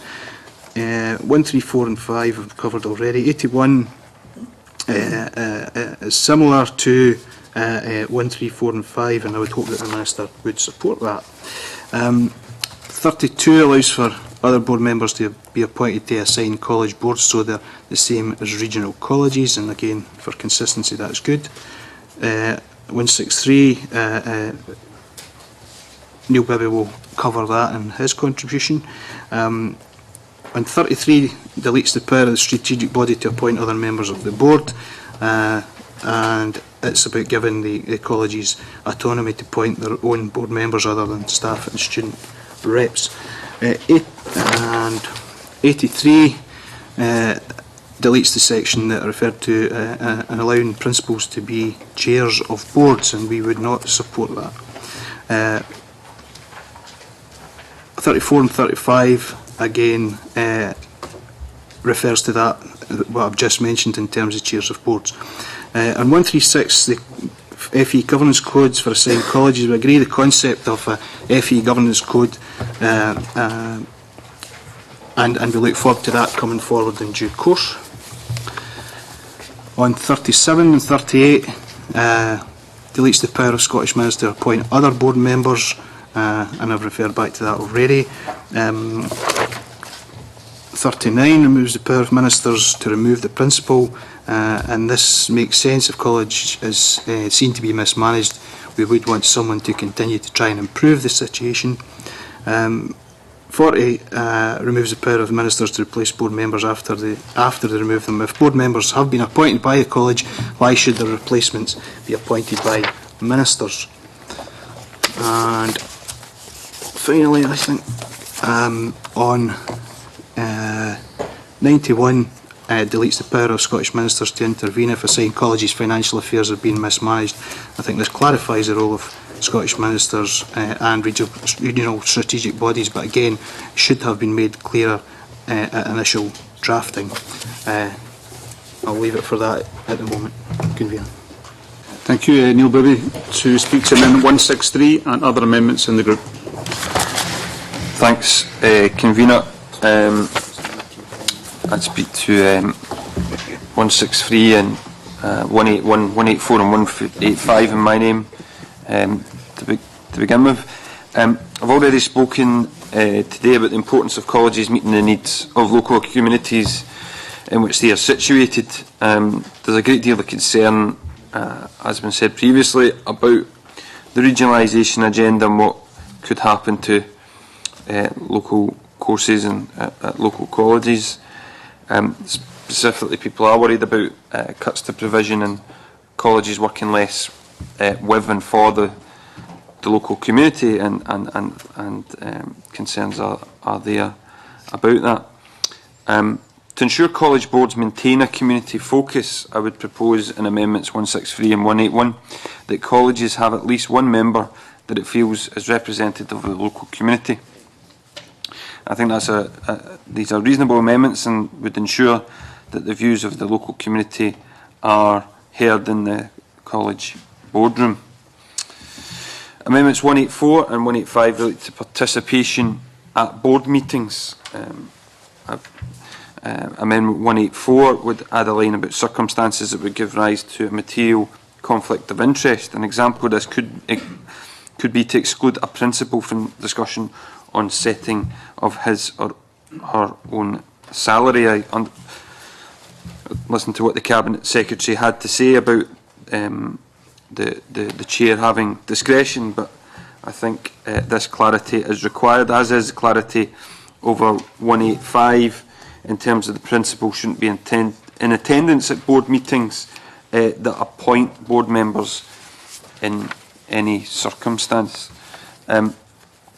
The other 53 amendments, I'll try and speak to some of them. 77, in the name of Mike Russell, I would support the increase of regional boards to between 15 and 18 members, but obviously that has to go alongside the increase in staff representation as well. Amendments 29 in terms of Liz Smith allowing the principal to sit on the board, supportive of that, but with obviously the caveats that I mentioned earlier. 132 and 133 in the name of Neil Finlay, I support the move that would recognise the trade unions that represents the majority of either support or teaching staff. Amendment 30, the name of Liz Smith, that deletes the requirement for ministers to approve other board members. Support that. Why should the minister feel the need to approve them? Centralisation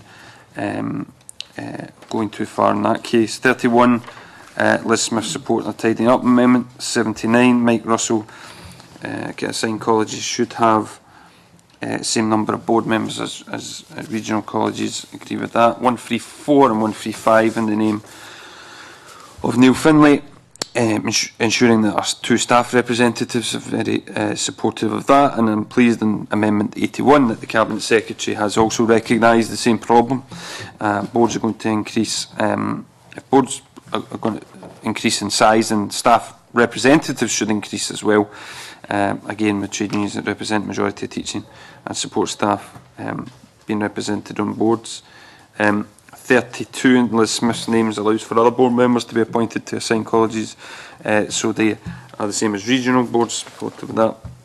33 in Liz Smith deletes the power of regional strategic bodies to appoint other members of the board. There is concern about the autonomy of assigned colleges and regional strategic bodies having too much power at the expense of assigned colleges, and that recognises that. 82 in the name of Mike Russell, supported by Neil Finlay, supportive of that, increasing the number on the board so assigned colleges have the same as regional colleges again. I echo Neil Finlay's comments on the FE governance code. And one last point, just in terms of a clarification, if that is possible, from the Cabinet Secretary when he sums up. In terms of vacancies of board members, will they be publicly advertised? Will vacancies for board members be publicly advertised? I would just welcome that clarification from the Cabinet Secretary on that one. Yeah, thank you very much. Can I call Colin Beattie to speak to Amendment 71 and other amendments in the group? Thank you, Convener. Amendment 71 inserts a provision, quite simply, for the chairs of the assigned colleges to be members of the regional college boards by right of position. Members probably are aware that the bill itself says that boards should have between 12 and 18 members. The regions that would be affected by this amendment would be Glasgow and Lanarkshire, and they have no more than 3 constituent assigned colleges each, so it shouldn't have an impact in terms of having to change the overall numbers on the board. Now, I put this forward by way of a probing amendment, and I've noted the Cabinet Secretary's response, and obviously will reflect on that. Thank you very much. Can I call Liam MacArthur? Thank you, Convener. Obviously, I remain concerned, as I said at the outset, at the level of interference ministers have in seeking, both in terms of board appointments, but the operation of those boards as well. But I think, like the first grouping we considered on collaboration and consultation, there are a number of amendments here that address quite a number of those concerns. I think the Cabinet Secretary was right to point to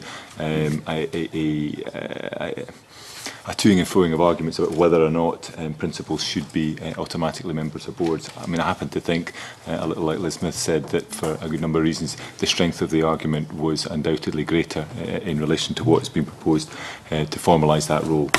And I'm glad we look set to do that. I think in terms of the amendment seeking to restrict the ability of ministers to remove a college principal, I think again that speaks to some of the concerns that were being raised with us at stage 1, and I very much share. Likewise, the amendments removing ministerial approval of members of regional boards as well. I think even Russell Griggs himself in his evidence session was imploring us to focus on what was coming out at the end of the pipe rather than every decision leading up to that point.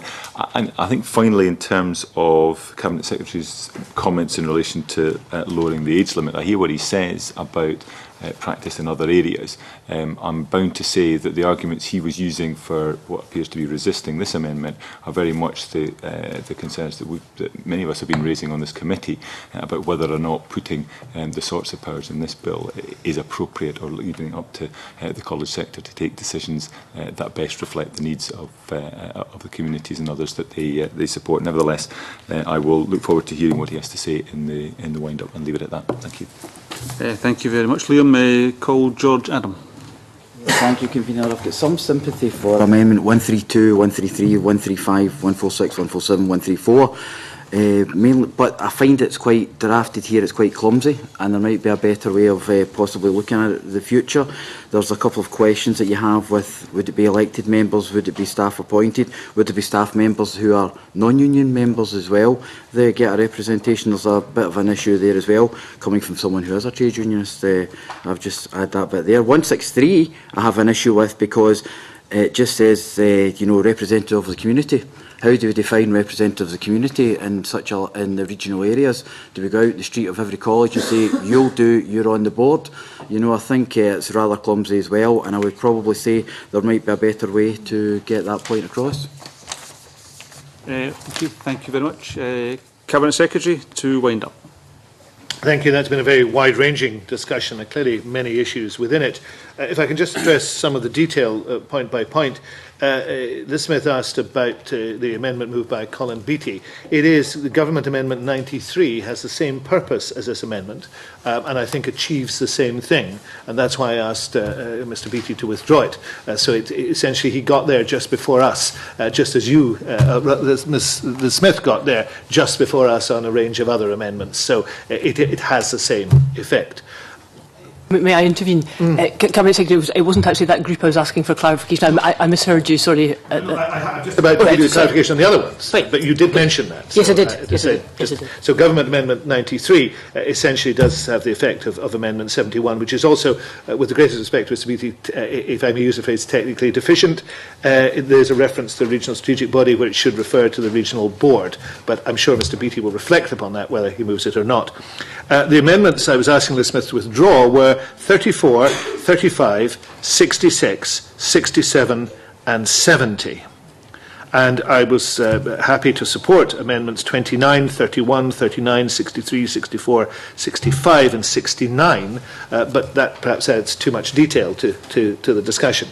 If I could just point out, Mr Finlay asked where the issue of principles on the boards had come from and suggested that it was some sort of deficiency. I did point out that Russell Griggs had raised this issue. It was discussed at considerable length at a variety of meetings, and indeed has been discussed in committee, and it seemed on balance the right thing to do was to move in this way, and that's what I'm trying to do. The issue of board numbers was discussed by a number of boards, most recently with me by the City of Glasgow College, and it relates to Glasgow and Lanarkshire, of course, and it relates particularly to Glasgow itself, which will be a very large-scale regional board. In those circumstances, it seemed sensible to move on this.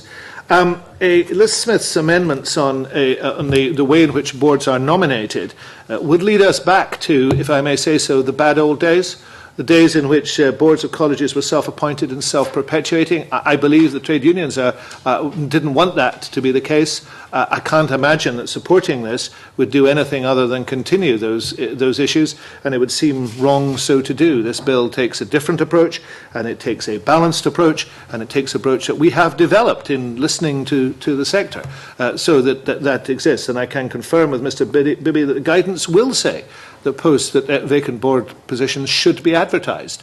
So there's plenty of opportunity, and as we come later on to look at the way in which these things happen, it will be absolutely clear that this is an open and transparent process, much more open and transparent than the process that existed to date, the process that has been in place for 20 years. Thank you very much, Cabinet Secretary. The question is that Amendment 77 be agreed to. Are we all agreed? That's agreed. Can I call Amendment 29 in the name of Liz Smith, already debated with Amendment 77? Liz Smith to move or not move? Move. The question is that Amendment 29 be agreed to. Are we all agreed? Yes. That's agreed. Can I call Amendment 132 in the name of Neil Finlay, already debated with Amendment 77? Neil Finlay to move or not move? Move. The question is that Amendment 132 be agreed to. Are we all agreed? Yes. We're not all agreed. Therefore, can I ask members to indicate those who are in favour of Amendment 132? Okay. Those opposed to 132?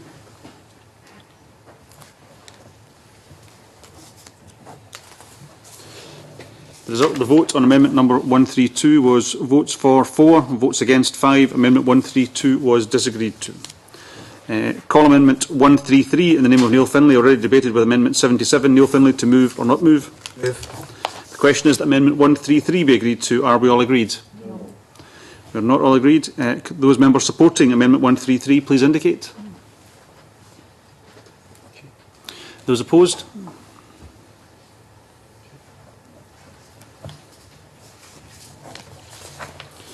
The result of the vote on amendment number 133, 4 votes for, 5 against.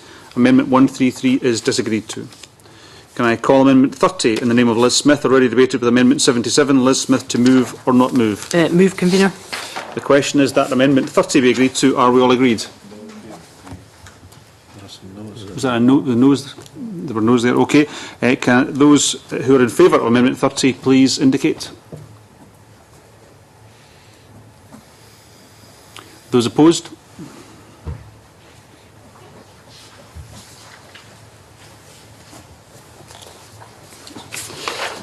The result of the vote on amendment number 30, 4 votes in favour and 5 against. Amendment 30 is disagreed to. Can I call amendment 31 in the name of Liz Smith, already debated with amendment 77? Liz Smith to move or not move? Moved. The question is that amendment 31 be agreed to. Are we all agreed? We are agreed. Can I call amendment 79 in the name of the Cabinet Secretary, already debated with amendment 77? Cabinet Secretary to move formally? Moved. The question is that amendment 79 be agreed to. Are we all agreed? Yes. That's agreed. Can Can I call Amendment 80 in the name of the Cabinet Secretary, already debated with Amendment 77? Cabinet Secretary to move formally. Moved. The question is that Amendment 80 be agreed to. Are we all agreed? That's agreed. Can I call Amendment 134 in the name of Neil Findlay, already debated with Amendment 77? Neil Findlay to move or not move? The question is that Amendment 134 be agreed to. Are we all agreed? We're not all agreed. Can I ask those members who are supportive of Amendment 134 to please indicate? Those against?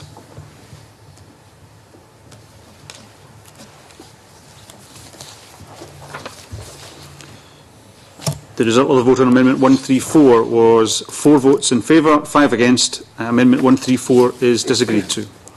Can I call Amendment 135 in the name of Neil Findlay, already debated with Amendment 77? Neil Findlay to move or not move? Move. The question is that Amendment 135 be agreed to. Are we all agreed? We're not all agreed. Can members please indicate who are supportive of Amendment 135? Those against?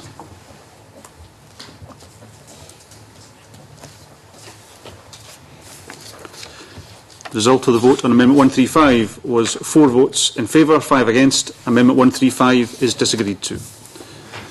Can I call Amendment 81 in the name of the Cabinet Secretary, already debated with Amendment 77? Cabinet Secretary to move formally. Moved. The question is that Amendment 81 be agreed to. Are we all agreed? Yes. We are agreed. Call Amendment 32 in the name of Liz Smith, already debated with Amendment 77. Liz Smith to move or not move? Moved. The question is that Amendment 32 be agreed to. Are we all agreed? We're not all agreed. Can members please indicate who are supporting Amendment 32? Okay. Those against 32?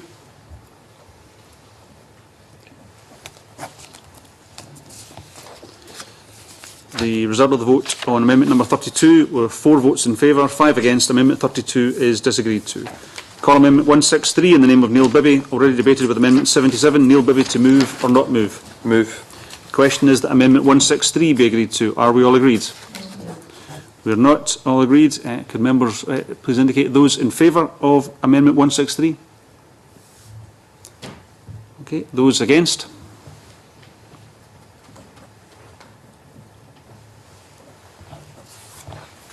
The result of the vote on Amendment 163 was 2 votes in favour, 7 against. Amendment 163 is disagreed to. Can I call Amendment 33 in the name of Liz Smith, already debated with Amendment 77? Can I remind members that if Amendment 33 is agreed to, I cannot call Amendment 82 because of preemption. Liz Smith to move or not move? Moved. The question is that Amendment 33 be agreed to. Are we all agreed? No. We're not. Could those members in favour of Amendment 33 please show? Okay. Those against?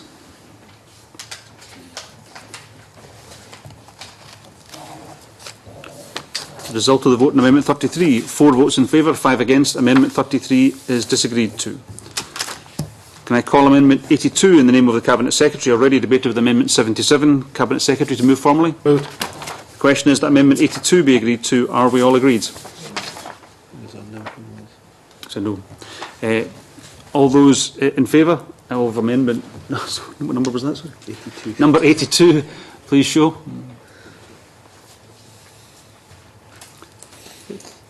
Against? Abstentions? Sorry. Can you do that? Amendment 82. Sorry, you've thrown me there. Sorry, 82. I'm voting yes. Sorry. We'll run the vote again. For all those members who are in favour of 82, Amendment 82, please show. No, Liz, no. All those against? Thank you. We got there in the end. The result of Amendment 82, total votes in favour 8, against 1. Amendment 82 is agreed to. Can I call Amendment 83 in the name of the Cabinet Secretary, already debated with Amendment 77? If Amendment 83 is agreed to, I cannot call Amendments 34 and 35 because of preemption. Cabinet Secretary to move formally. Moved. The question is that Amendment 83 be agreed to. Are we all agreed? Yes. We're agreed. Straight at the top of the next page. Okay, start there. Okay. Can I call Amendment 136 in the name of Liz Smith, grouped with Amendments 137, 43, 150, 151, 152 and 155. Liz Smith to move Amendment 136 and speak to amendments in the group. Liz Smith. Thank you, Convener. When it comes to college governance, can I begin with the same principle that I spoke to last week when we were debating governance in the university sector, that there is, I believe, a need for a very effective balance between the accountability for public money, which is in greater proportionate terms in the college sector than in the university sector, and with the balance of responsible autonomy, which is a phrase used just as much in colleges now as it is by universities. Colleges fully accept the need for some government direction, but not to the extent where it interferes with college management or where it seeks to undermine the flexibility and autonomy which colleges have enjoyed since 1992. On this basis, there was concern about the desire on the part of the Scottish Government to have greater powers over colleges, particularly in terms of approving board appointments beyond that of the chair. Two of the college principals who attended committee gave very substantial evidence expressing a wish which they believed was widely shared by the sector to have a code of governance similar to that which is present for the university sector. They wanted this code to be agreed between the sector, the Scottish Funding Council and the Scottish Government rather than being imposed. They also wanted the condition of grant funding to be adherence to good governance as drawn up by all stakeholders. Amendments 136 and 137 are designed to ensure there is compliance with an agreed code of governance. Amendment 151 is designed to ensure that it is the Scottish Funding Council rather than ministers who are given the authority to decide on what can be defined as good governance. If it was the other way around, there would again be a danger of ministerial interference. Thank you, Convener. Thank you. Can I call Liam MacArthur to speak to Amendment 43 and other amendments in the group? Thank you, Convener. Last week, of course, we debated the issue of good governance within universities and how important that is. I think it's self-evident that we should be looking to do the same thing in relation to our colleges. And while variations in the detail of the respective codes may be entirely appropriate, I see no reason at all that the way in which we hold the governing bodies of our colleges and universities to those codes should vary. The code itself would, and I think should, as a result of the amendments in this grouping, be developed in close cooperation with staff, students and other stakeholders, as well as, of course, the Funding Council and ministers. Along with some of the amendments we've just considered in relation to board membership, I think there's an opportunity in this grouping to allay some of the fears about the extent of ministerial control being sought and that could then be subsequently imposed. I very much support Liz Smith's amendments 136 and 137 in that regard, and her amendment 151 makes the link between the adherence to the code for regional colleges and boards a condition of grant. The Cabinet Secretary's amendments 150 and 155 appear to look to achieve much the same outcomes, and while my preference is for the approach taken in Liz Smith's amendments and my own in this grouping, I will listen with interest to what the Cabinet Secretary has to say. My own amendments 152 and 43, however, reflect specific concerns in this area in relation to the way in which University of the Highlands and Islands is structured and operates, and the way in which the provisions of this bill are likely to interact with that. Members will recall the letter we received from the chairs of Inverness, Moray and Perth Colleges, UHI, earlier this month, detailing the concerns that they had. Firstly, the college chairs reminded us of the unique structure within UHI, 9 colleges, 6 incorporated, 2 run by local authorities, including Orkney College, and 1 internally funded. Whatever their differences, all these colleges are invaluable to the communities in which they are based, and no region comes close in terms of scale. And while already impressively networked, each of the campuses provides a critically important engine for the local economy and community, offering opportunities for tailored skills development and genuine lifelong learning. As things stand, the Highlands and Islands will be the only region in Scotland to be managed by a non-FE body, with the UHI Court being designated the regional strategic body for delivery of FE in the region, and the FE Board a subcommittee of the Court. This presents potential difficulties both in terms of risks to future funding and governance structures. My amendments are an attempt to reflect and address those concerns, though I appreciate that further refinement of the wording may be required and that part of the solution may lie out with amendment to the bill. Nevertheless, I do believe a solution needs to be found. Amendment 43 looks to put in place safeguards that ensure FE provision is considered separately from HE provision by UHI, by representatives from the colleges, and that monies flowing from the Funding Council and intended for FE reach their intended destination. This, I believe, honours a commitment that the Education Secretary himself has given to UHI colleges, that there would be a double lock to ensure FE provision remained fully safeguarded within the colleges. Amendment 152 picks up this theme, acknowledging the specific needs of UHI. It also leaves open the option for establishing an FE committee of the UHI court, though I would observe the possible pitfalls here in terms of cost implications and the problems with scarce resources being further diverted away from the front line in Orkney and elsewhere in the region.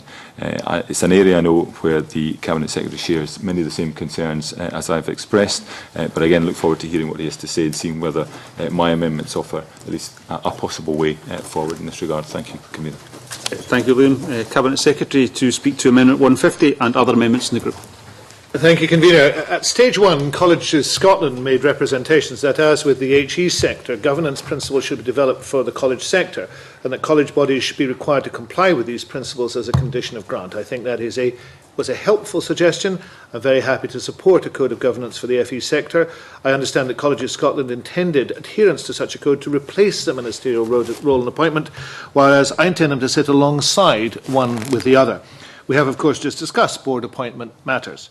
Amendment 150 and consequential Amendment 155 therefore draw on the HE governance provisions contained in the new Section 9A of the 2005 Act, which we debated last week, and they mirror them for college sector bodies. And I would make that point to Liz Smith. There is a similarity, a very strong similarity, indeed an identity. There's a mirroring of the powers in the college and university sectors, and that's intended.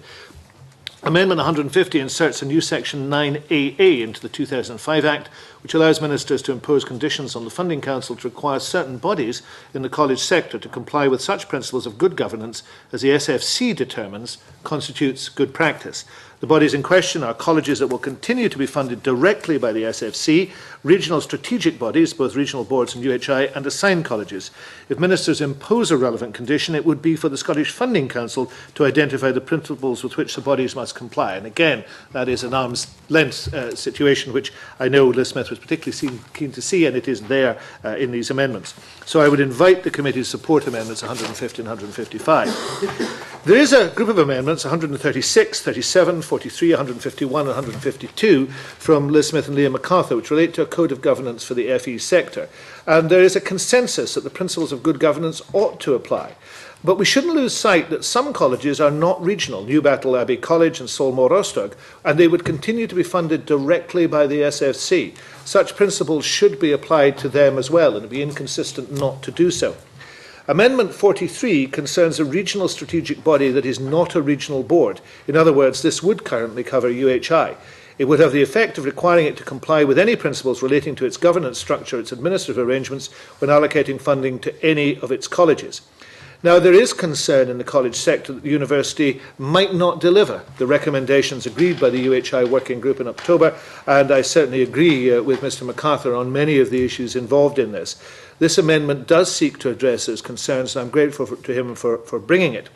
But in terms of the effect of the amendment, I don't consider it appropriate that in the case of UHI alone, governance principles should extend to, and I use the words, administrative arrangements when allocating funds. That is something that we have tried, of course, to avoid in some other amendments where administration and management becomes confused with governance.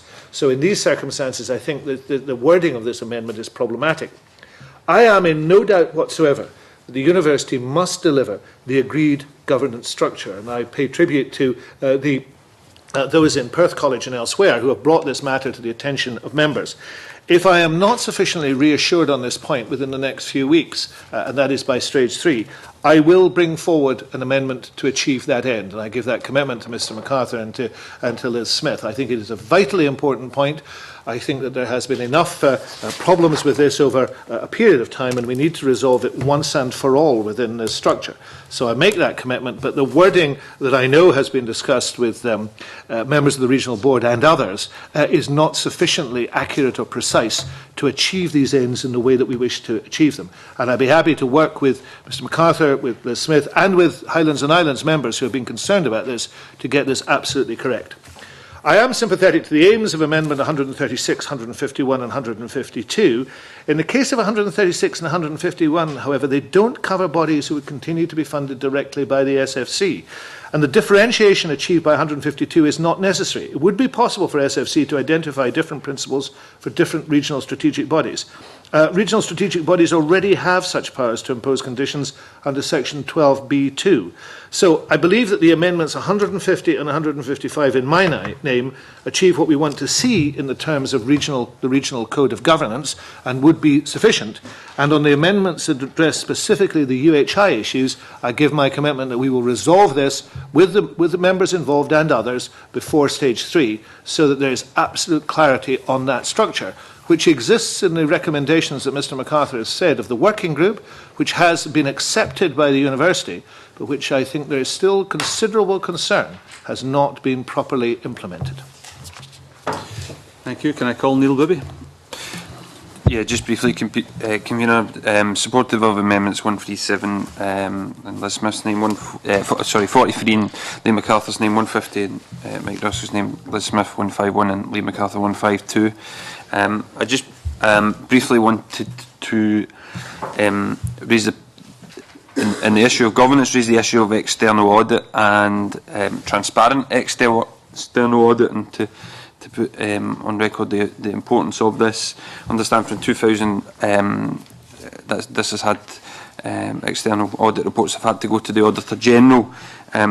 Given the importance of good governance, it is clear that there needs to be high standards of external audit. So I just wanted to put that on record just now and to seek any sort of kind of reassurance and from the Cabinet Secretary, perhaps at a later point, about the importance of external audit, whether that be in the Code of Governance or whatever, but just to raise that issue.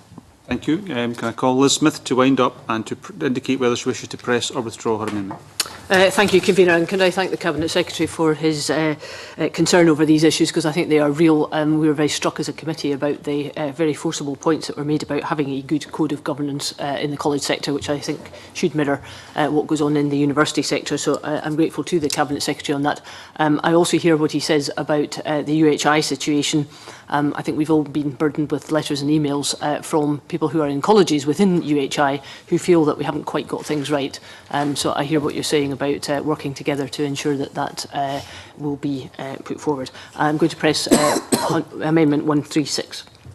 The question is that Amendment 136 be agreed to. Are we all agreed? No. We're not all agreed. Those members in favour of Amendment 136, please show.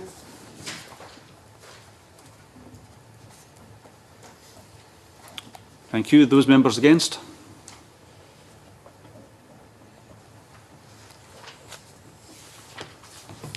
The result of the vote on Amendment 136, 4 votes in favour, 5 against. Amendment 136 is disagreed to. Can I call Amendment 164 in the name of Marco Biaggi, already debated with Amendment 72. Marco Biaggi, to move or not move? Move. The question is that Amendment 164 be agreed to. Are we all agreed? Yes. We are agreed. Can I call Amendment 84 in the name of the Cabinet Secretary, already debated with Amendment 72. Cabinet Secretary, to move formally? Moved. The question is that Amendment 84 be agreed to. Are we all agreed? Yes. We are agreed. Can I call Amendment 37 in the name of Liz Smith, already debated with Amendment 77. Liz Smith, to move or not move? Moved. Moved. The question is that Amendment 37 be agreed to. Are we all agreed? No. We are not. All those members in favour of Amendment 37, please show. Thank you. All those against?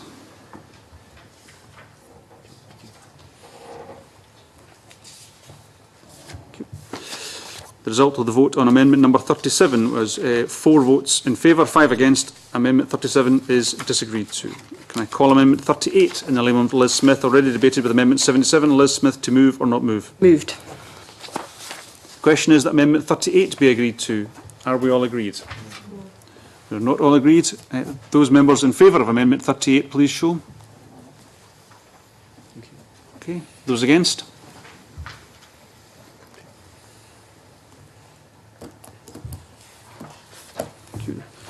The result of the vote on Amendment 38 is 4 votes in favour, 5 against. Amendment 38 is disagreed to.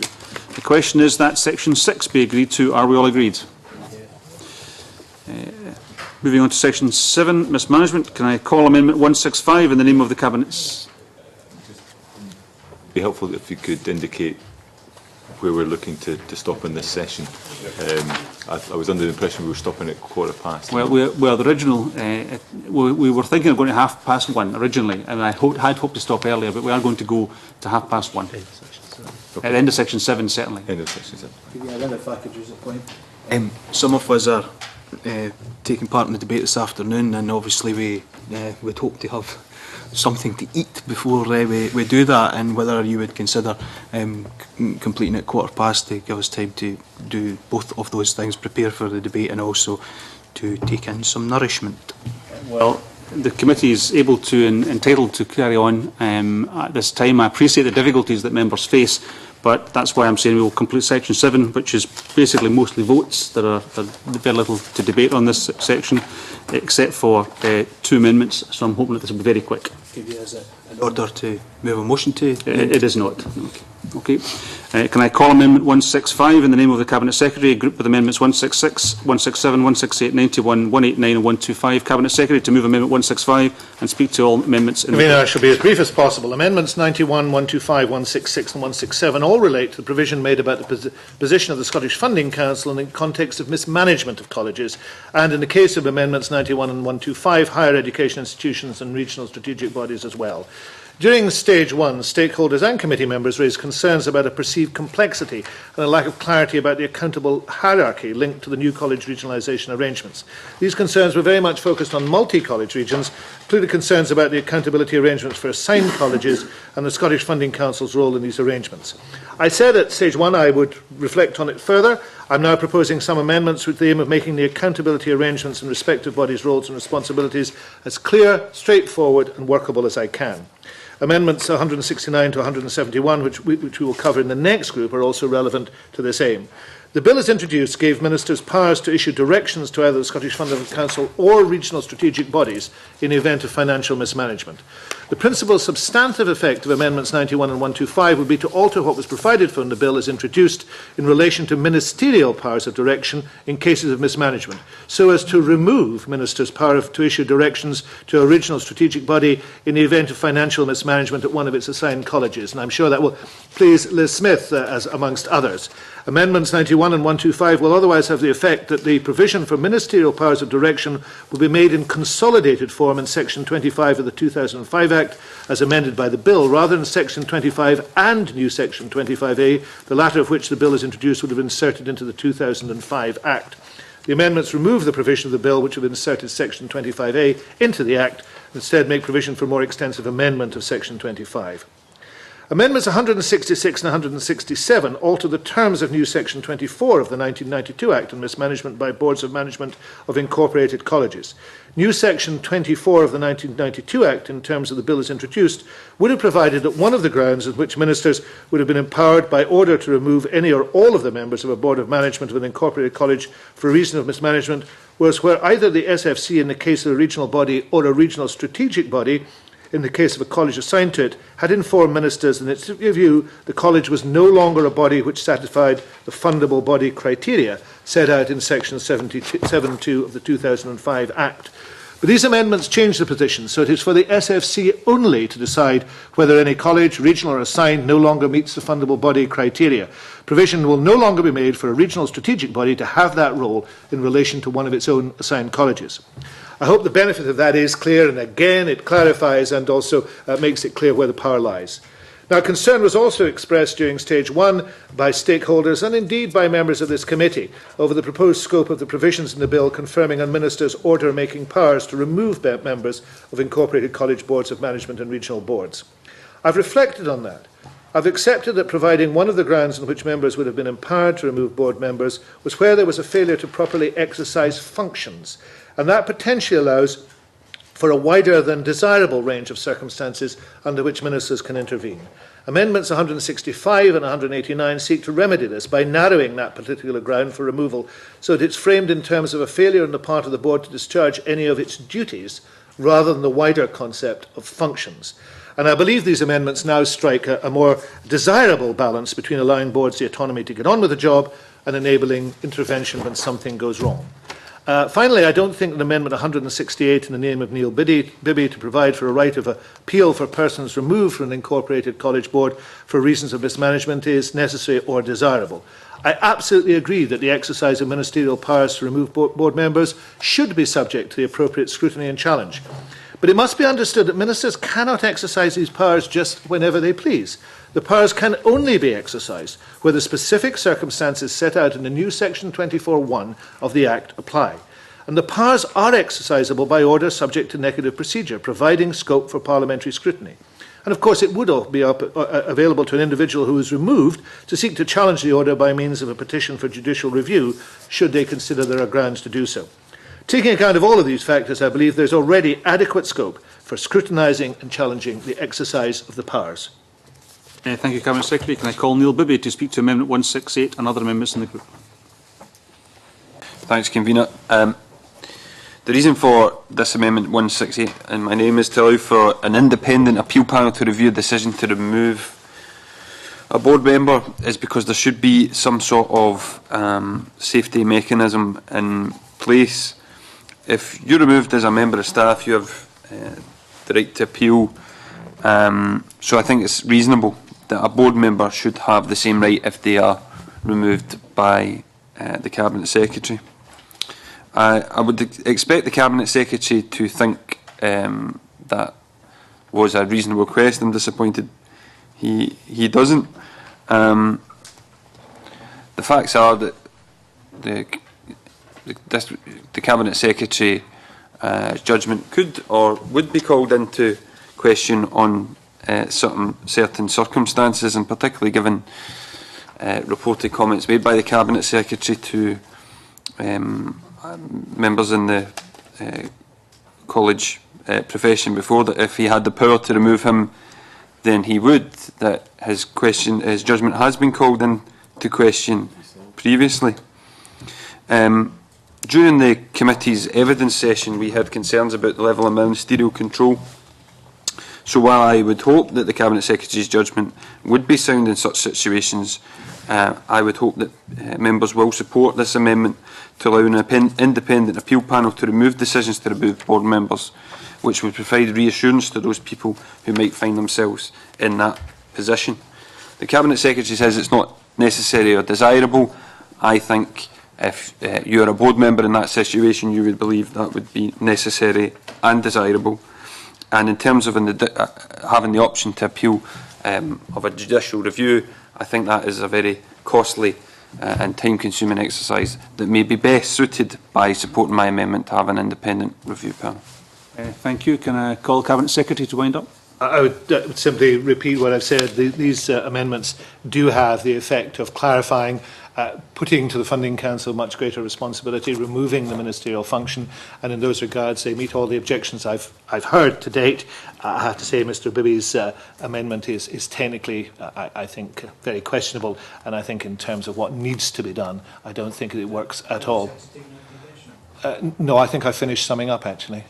The question is that Amendment 165 be agreed to. Are we all agreed? Yes. We're agreed.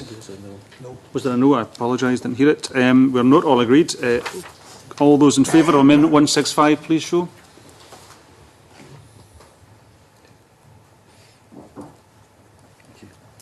Thank you. All those against?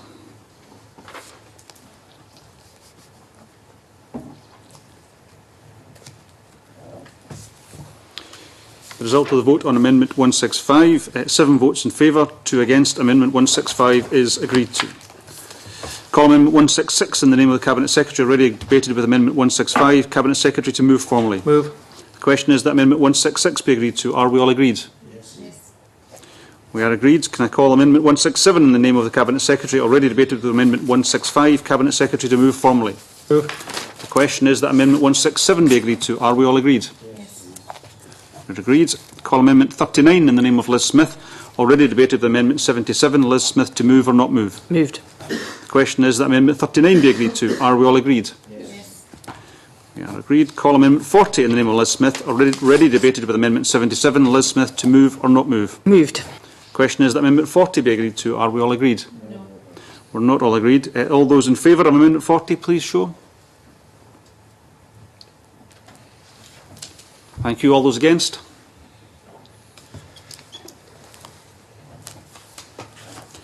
The result of the vote on Amendment 40, 4 votes in favour, 5 against. Amendment 40 is disagreed to. Can I call Amendment 41 in the name of Liz Smith, already debated with Amendment 77. Liz Smith, to move or not move? Moved. The question is that Amendment 41 be agreed to. Are we all agreed? No. We're not all agreed. Those in favour of Amendment 41, please show. Thank you. All those against?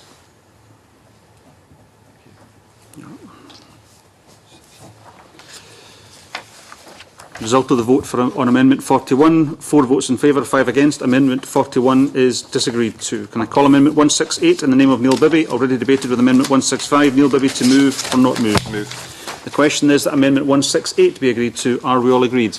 No. We're not all agreed. All those in favour of Amendment 168, please show. Thank you. All those against? Abstentions?